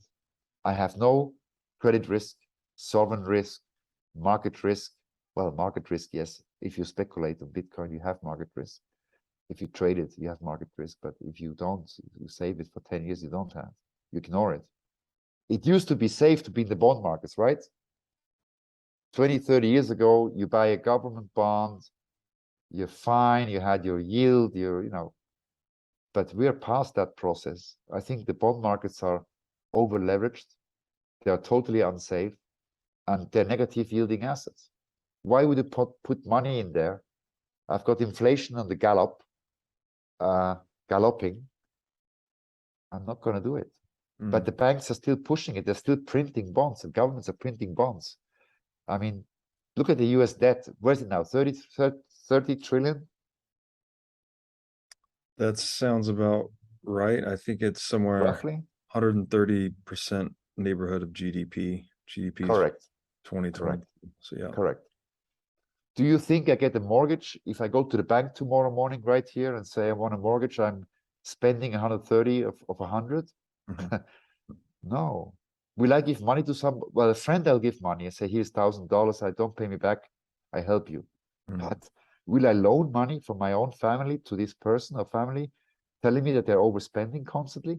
I will send them to a course how to limit spending and how to learn how to save. That's a good, like Jesus said, I don't give you the fish, but I'll teach you how to fish. So, go back to biblical times. No, bond markets they have been great in the 90s. When I was at work, emerging markets, they were growing fast, they were evolving fast, the infrastructure was built newly, great outlooks, okay? But today, wherever you look, where do you have a great outlook? No more. Yeah, even with U.S. treasuries, which No. are considered to be, coming up through college, they actually called this, it's called the risk-free rate, right? You get the rate of return on a U.S. government bond, and it's presumed to be risk-free, a risk-free return, because the U.S. government has the monopoly on currency production, so they can just print new units of currency, new dollars, pay the bond. So long as the legal monopoly of the central bank is preserved, then you effectively have no default risk, was the presumption. Yeah. But I don't, in a post-Bitcoin world, I don't think that presumption holds anymore. No, because I don't know, people have an option. People aren't forced into treasuries or currencies as a monetary store of value, right? Or you're not forced into commodities and equities even as an alternative store of value. You now have something that has effectively perfected the properties of a monetary store of value. So I feel like in the long run, as Bitcoin succeeds, it actually heightens the default risk of even U.S. Treasury bonds. Yes, of course it does. And the spending mechanism, the overspending it's just crazy what's going on. Not just in America, even Switzerland now we have problems with COVID and stuff. We were supposed to have no debt, but now we have debt. Switzerland, one of the richest countries in the world, voted last week, richest country in the world, highest per capita income. We're going the wrong way. And the government is blind. And the good thing about Switzerland is that the Swiss central bank will not issue a Swiss digital currency. It's been decided they're not going to do it, which is great news. But the EU, as you know, the ECB is pushing for that. And that means a total blunder on the people. It's stealing value from the people, and it will force people to be controlled by the government. They will see every penny, where it's going to, how you spend it, how you're receiving it. You have no more privacy on your money. You have not any privacy left. That's it. It's the end. Which is now crazy. Sorry, go ahead. No, that's what's going to happen. The central bank currencies, the digital currencies, are a control mechanism. Think about it. Completely controlling people. Mm. And they, on Monday morning, they say, oh, Pascal, we don't like your behavior in the politics. Now you cannot fly to America. You cannot buy an aircraft ticket, airline ticket, because we will not allow you to spend for airlines on Tuesday morning. That's it. It's programmable money, right? Mm-hmm. So it's a bit like structured finance, if you remember. Structured finance is great if you apply it to stabilize something, to really save something, a entity, or structured finance is fantastic. Mm-hmm. Mathematics. But most banks have abused it and destroyed value with it. And I see the same thing happening with the central bank currencies coming, the digital currency, sorry. Very, very bad outlook for humanity. Mm. And that's where Bitcoin comes in, our friend, which is autark, independent, decentralized. One country will ban it. It will move elsewhere. Mm. Okay, it's clear that Madame Lagarde, who was convicted yesterday or today, by the way, for receiving money, not punished, funny enough, but she's running the ECB right now. And she hates Bitcoin. She hates the whole topic. She is a hater. That's not a good basis for running an economic monster like the ECB. Look where the euro is going. It's a dying currency. It's a dying currency. Yeah, the entire concept of a central bank digital currency, and to your point, it's taking the private out of private property. Correct. And if you can't have privacy over your wealth, full control over your wealth, full control of your assets, that's the entire point of ownership, right? To own something, to have full control over it. And this is clearly a regression of potentially really epic proportions. You're absolutely right. That goes back to the WEF. The WEF agenda is, Klaus Schwab said it publicly. You own nothing and you'll be happy. Mm-hmm. He's not even hiding it anymore. So the digital central bank digital currencies, combined with that ideology, is a disaster for humanity, completely. Private ownership is the last resort of privacy. Yes. Data already is not private anymore. We know that. But it's still, we have, in Switzerland, we have a bank secrecy. Still, we have it, by the way, where it's a very private matter to find out, to be exposed of somebody else finding out how much money or how much money you have. Mm-hmm. It's a private affair. It's like my wife and me, we're a couple. We share things, and it's private. I don't want any government to look into our marriage. It's none of their business. It's our business. We are living the marriage, not the government for us. And about the WEF, a little anecdote. My father was a co-founder of this. In the late 70s. It was called the Davos Economics Symposium with Klaus Schwab, but it was different.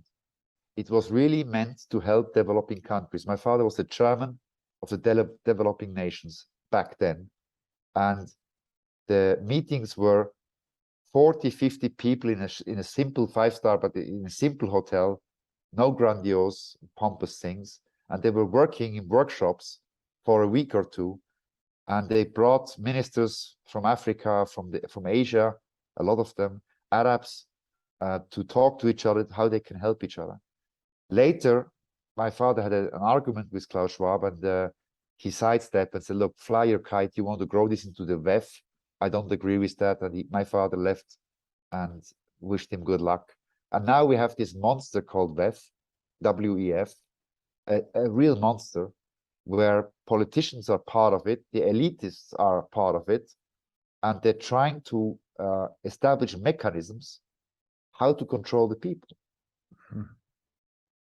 It's happening. People have to wake up. That's why we're talking here. I hope the audience realizes that this is not a joke. Mm. Klaus Schwab and I call them the gang. They're very serious in a way. Serious. They are powerful people. Some of them are prime ministers, some of them are presidents, some of them are ministers, some of them are CEOs of big pharma, big food, big tech, etc., etc., etc. It's happening, and people got to protect privacy. That's where Bitcoin comes in. Hmm. Only Bitcoin and I know what we have from each other. Mm-hmm. And it's the codex. So people say, oh, Pascal, how many Bitcoins? I said, no, the codex is we never talk about how many Bitcoins we have. Right. Also to avoid jealousy in the community. I think it's important. I think the ethos is great of Bitcoiners to stick together and not to be jealous of each other. That jealousy destroys a lot of things, as we saw in history. Mm-hmm. So yeah, that's where we are. And the agenda of the WEF is 2030. You know, it's not 2080. Everybody says, oh, I'll be dead by then. I don't care. It's happening in a few years. Hmm. We'll still be hopefully around, and we have to go through it. Terrible outlook. Well, yeah. And we have to resist, right? What is the old saying that evil happens when good men stand by and do nothing? So, Yeah. And how to resist is to intelligently park the wealth somewhere where you have absolute control and over your property. That's Bitcoin. yeah, exactly. Because I'm not working all my life to find out when I'm old and frail at 80 that I cannot afford the lifestyle anymore. I cannot afford the steak anymore. I worked all my life, and I realized that inflation and mismanagement of governments has destroyed my wealth, my work. I can't afford to have that situation. Mm-hmm. Now, you and I were young, dynamic still, strong. But look at our parents when they get older. They don't have the energy anymore to get up at 6 in the morning and work till 10 o'clock at night. They take it slowly. Hmm. I already feel it slowing down personally. Sure, it's going to keep going. Okay, I want to pivot. You, in preparing for this conversation, you shared with me this movie titled Grounding. Correct. And it was, I think you were a producer on it. It was one of the most popular, best films in Swiss cinema. Yeah. And I think the plot of that film is pertinent to what we're talking about today. So could you just tell us a little bit about this movie Grounding and how it relates to everything we've been discussing? It's a perfect example how things can fail that were deemed never to fail. Swissair was the best airline for decades, for 70 years, the best airline worldwide. It was a national stock. Not every citizen, but many citizens, most of them had Swissair stocks in their portfolio. It was a flying bank. And in the 90s, the management decided to expand, to gobble up other airlines, to become globalist. And that's where the mistake happened. They took up a lot of debt.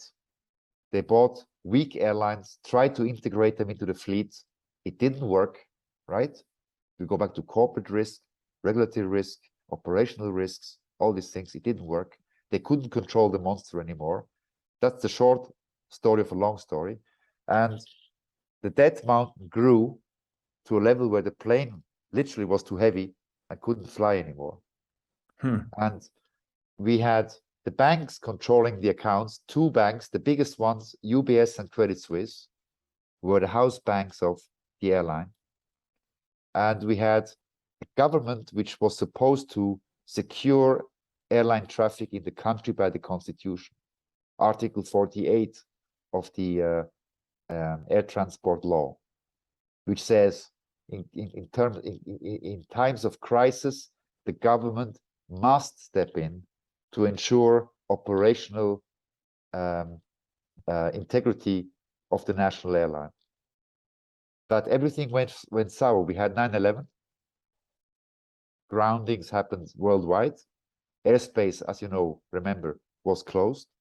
Losses spiked.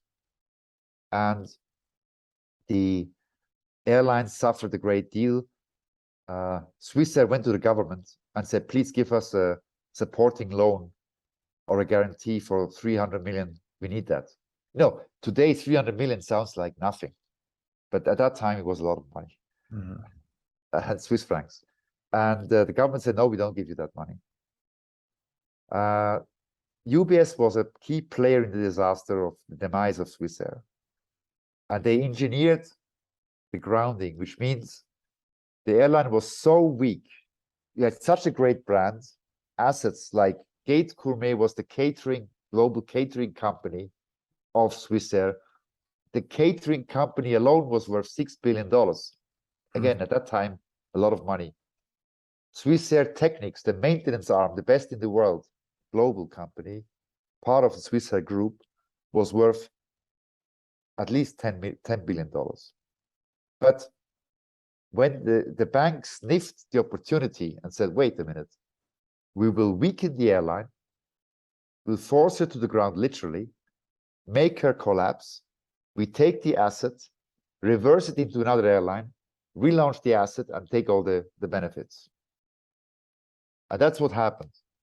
The UBS engineered a default, complete mayhem, by not transferring money literally on the 2nd of October 2001. Literally. The money didn't arrive on the account of Swissair, and the fuel supplier of the London flight in the morning said to the captain, I'm not giving you fuel anymore. The captain says, you have to, we're Swissair. No, for you, no fuel. So that was a domino effect. So one flight after the other got grounded. 18,000 passengers were stranded with no flight. No compensation. There was no money. No compensation offered. That's it. It was destroyed completely. So it was a big scandal. In Swiss terms, big scandal. 40,000 people jobless in one day. $50 billion of damage to the economy. Again, today 50 billion is like, but 50 billion Swiss francs of damage that time in the headlines of the papers. Believe me, it was huge. No help offered by anybody. The airline was grounded. I came to the rescue of that airline. I got Merrill Lynch. I was not working for them anymore in London, but I had my friends there. I said, can we restructure this? Yes, we can. So in 1 month, we engineered under high pressure, unsolicited, a proposal which didn't cost the government a thing. We said, you give us a state guarantee, which is 25 years. Only in 25 years, it will be triggered if the airline doesn't fly in 25 years. So mathematically speaking, a good proposal, right?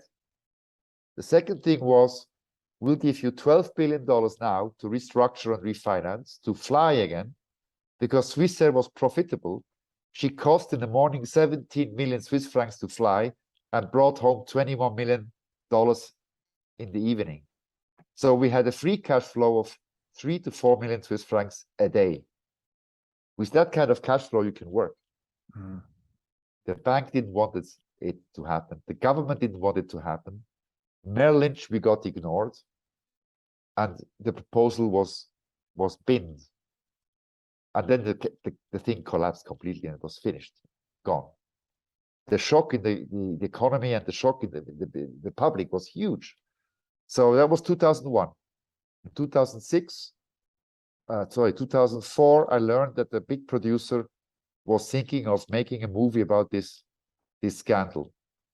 And I said, they don't have the documents. To make a script, to accuse a bank, to accuse a lawyer, to accuse a CEO, you need absolute proof on the principle of 2 sources, like a journalist.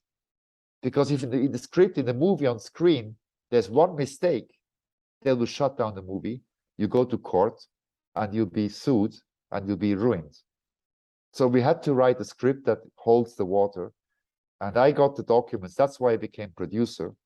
I got 80,000 secret confidential documents from courts, the airline, the banks. Also boards, board meeting protocols. So we wrote the script of the film Grounding according to the evidence that we had in our possession. We had to write 18 versions of the book, 18 versions until we got it right. And I'm sitting in front of you today here, 2022, 20 years later, not one lawsuit came through our production office because they knew when they saw the movie, said, oh God, that's exactly what we said in the meetings. You know, they had no chance. And what was the effect of it? It was mismanagement. It was, what do you call that? Megalo behavior. Megalomania. Yes, a small airline of Switzerland wanted to become overnight a global airline. Like the WEF, like the central bank digital currencies. Control the people. Global. Go global. You can hide books. You can do inventive bookkeeping. You own about 10 airlines. You know, you can shift around assets. Inventive bookkeeping, right? Look at the result. And the economies we're talking about, that's a good analogy, is happening right now as we see it. Look at England. Look at the EU. Look at the euro. Look at America. The debt mountains. The Fed is lost. And by the way, the Fed will continue to raise rates. They will. I believe they go to 6%. They don't care anymore. They want to make the middle class poor because the middle class carries the economics, and the middle class is the biggest danger to a globalist approach. If you want to control the people. France, by the way, has no more middle class. It's wiped out. You can go to statistics. It's wiped out. Majority is poor, going from paycheck to paycheck to feed the family. And there's the super rich and the elites, of course. That's it. I always say to people, if you have a small business, SME, a factory, a barbershop, a garage, you're an artist, art shop, you can tell people off. You can tell politicians to go and fly the kite if you don't like it because you're an employer. You pay taxes. You get up at 9 o'clock or 6 o'clock. It's your decision.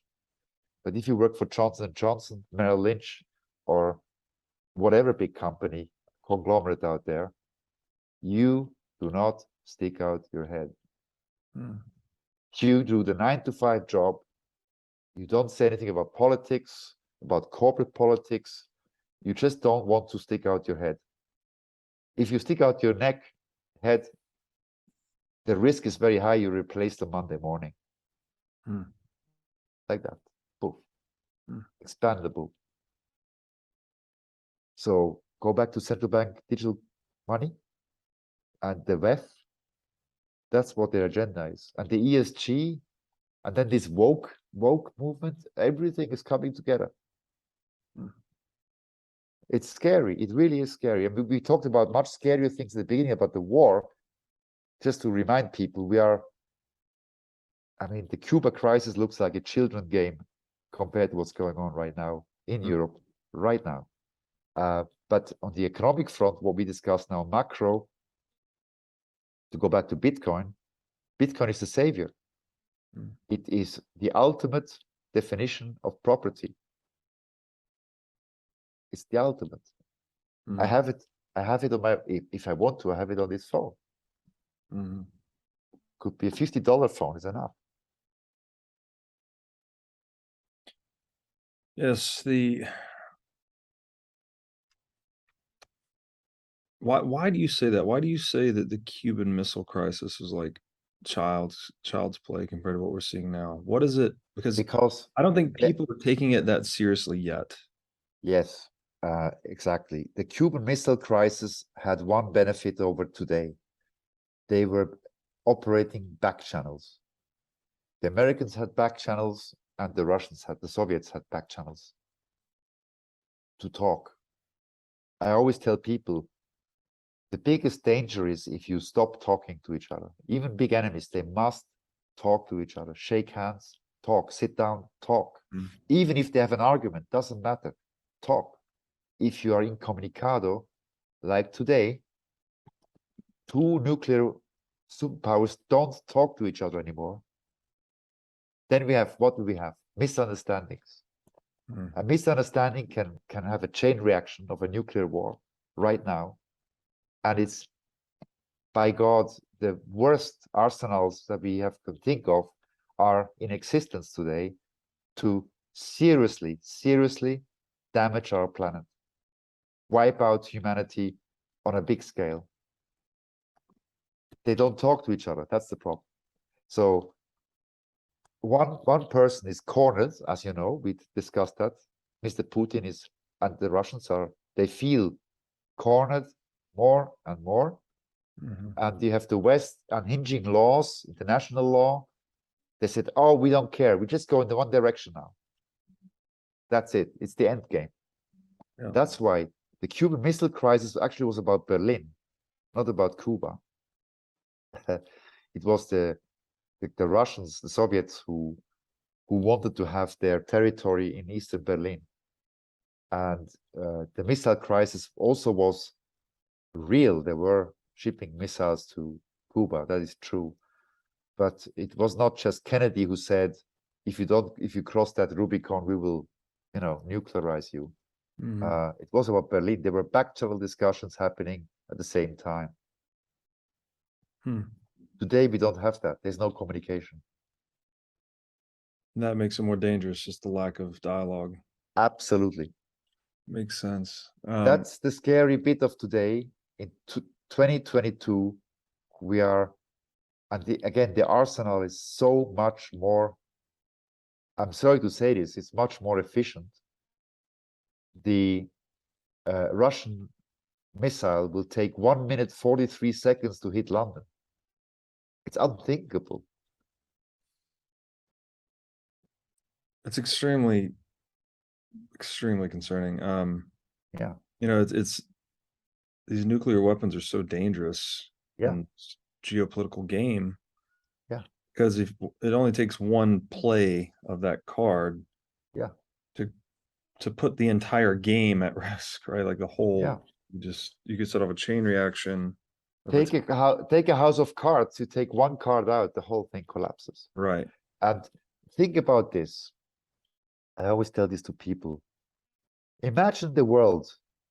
We sit down, we take China, we take America and Russia and Africa. We tell the Russians, or the Russians and the Africans are the resource bases, right? And the Middle East, sorry, take them together.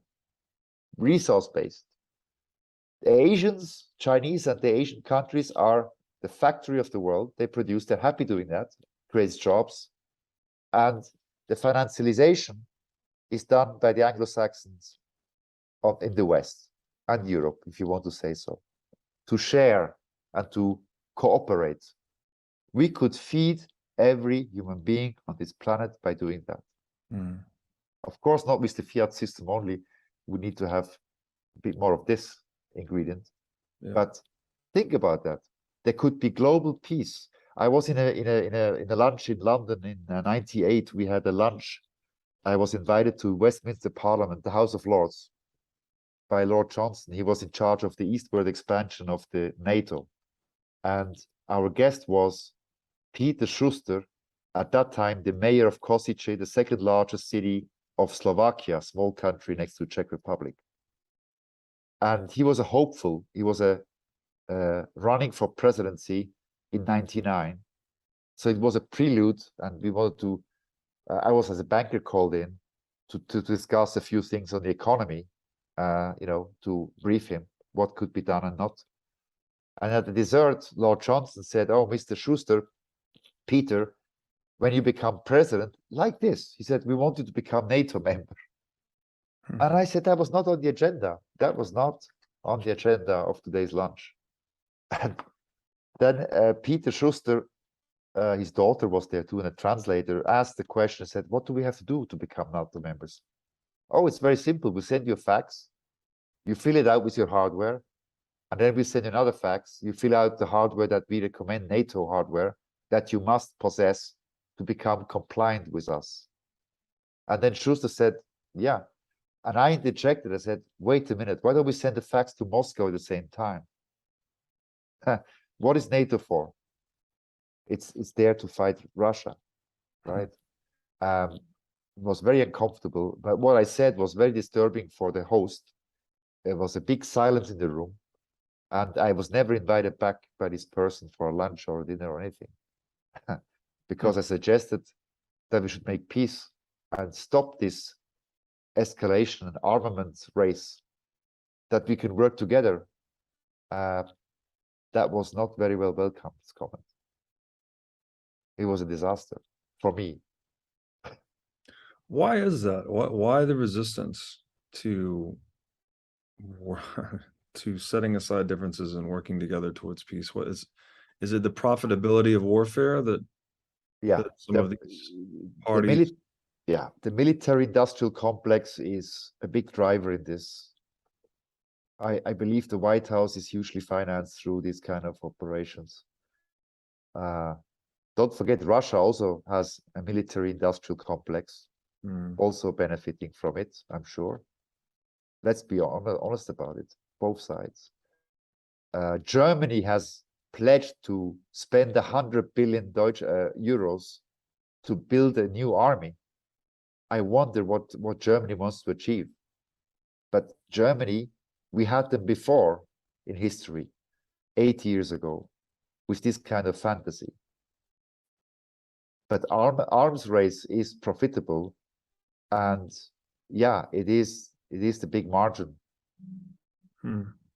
It is, unfortunately, the big business that comes into this. Because ideology-wise, Russia today, not today in this war, but let's say take it a few years back, is a very westernized country.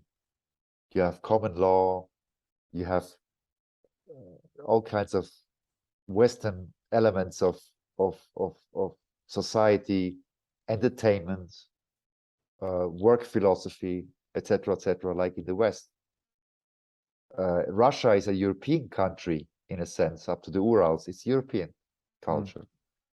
Of course, if you fly 7 hours east in Siberia, it's not European culture. It's different. But why can't they work together? That's always been my biggest question, and I'm still, I can't understand it. But Russia now feels threatened, and that's a big, huge problem for everybody. Indeed, I think this is a good place to bring it to an end. Sure. For a session together. Yep. Could you please let my audience know where they can find out more about you or your work? About my work, I think you can Google my name. You see a lot of drama because my father got assassinated the 29th of July, 2013. Let me just spell your name. Sorry for the audience. It's just listening. Pascal, I want to say this correctly, Najadi, and that's PascalNajadi. Please go ahead. Correct. So I've been fighting for justice. I wanted to find the killers and the masterminds of this killing of my own father. And I partially succeeded. The ex-prime minister of Malaysia is in prison now, in a real prison. But we still don't know why the killer has been paid $5,000 to shoot my father.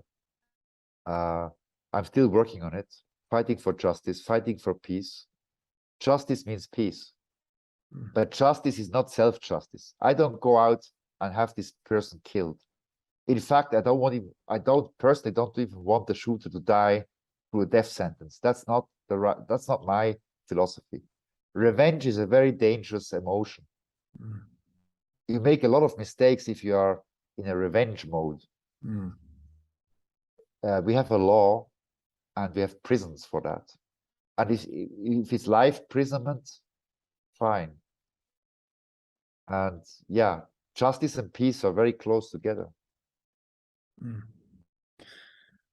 Wonderful. And I look forward to going into that story with you next time. I know that's a really big one. Yep. Pascal, thank you again. This has been a wonderful conversation, and I look forward to the next one. Robert, it's a great honor to be with you tonight here, my night. Thank you very much for giving me an opportunity to speak and to voice my opinion. And thank you for the questions. And I look forward to our next session.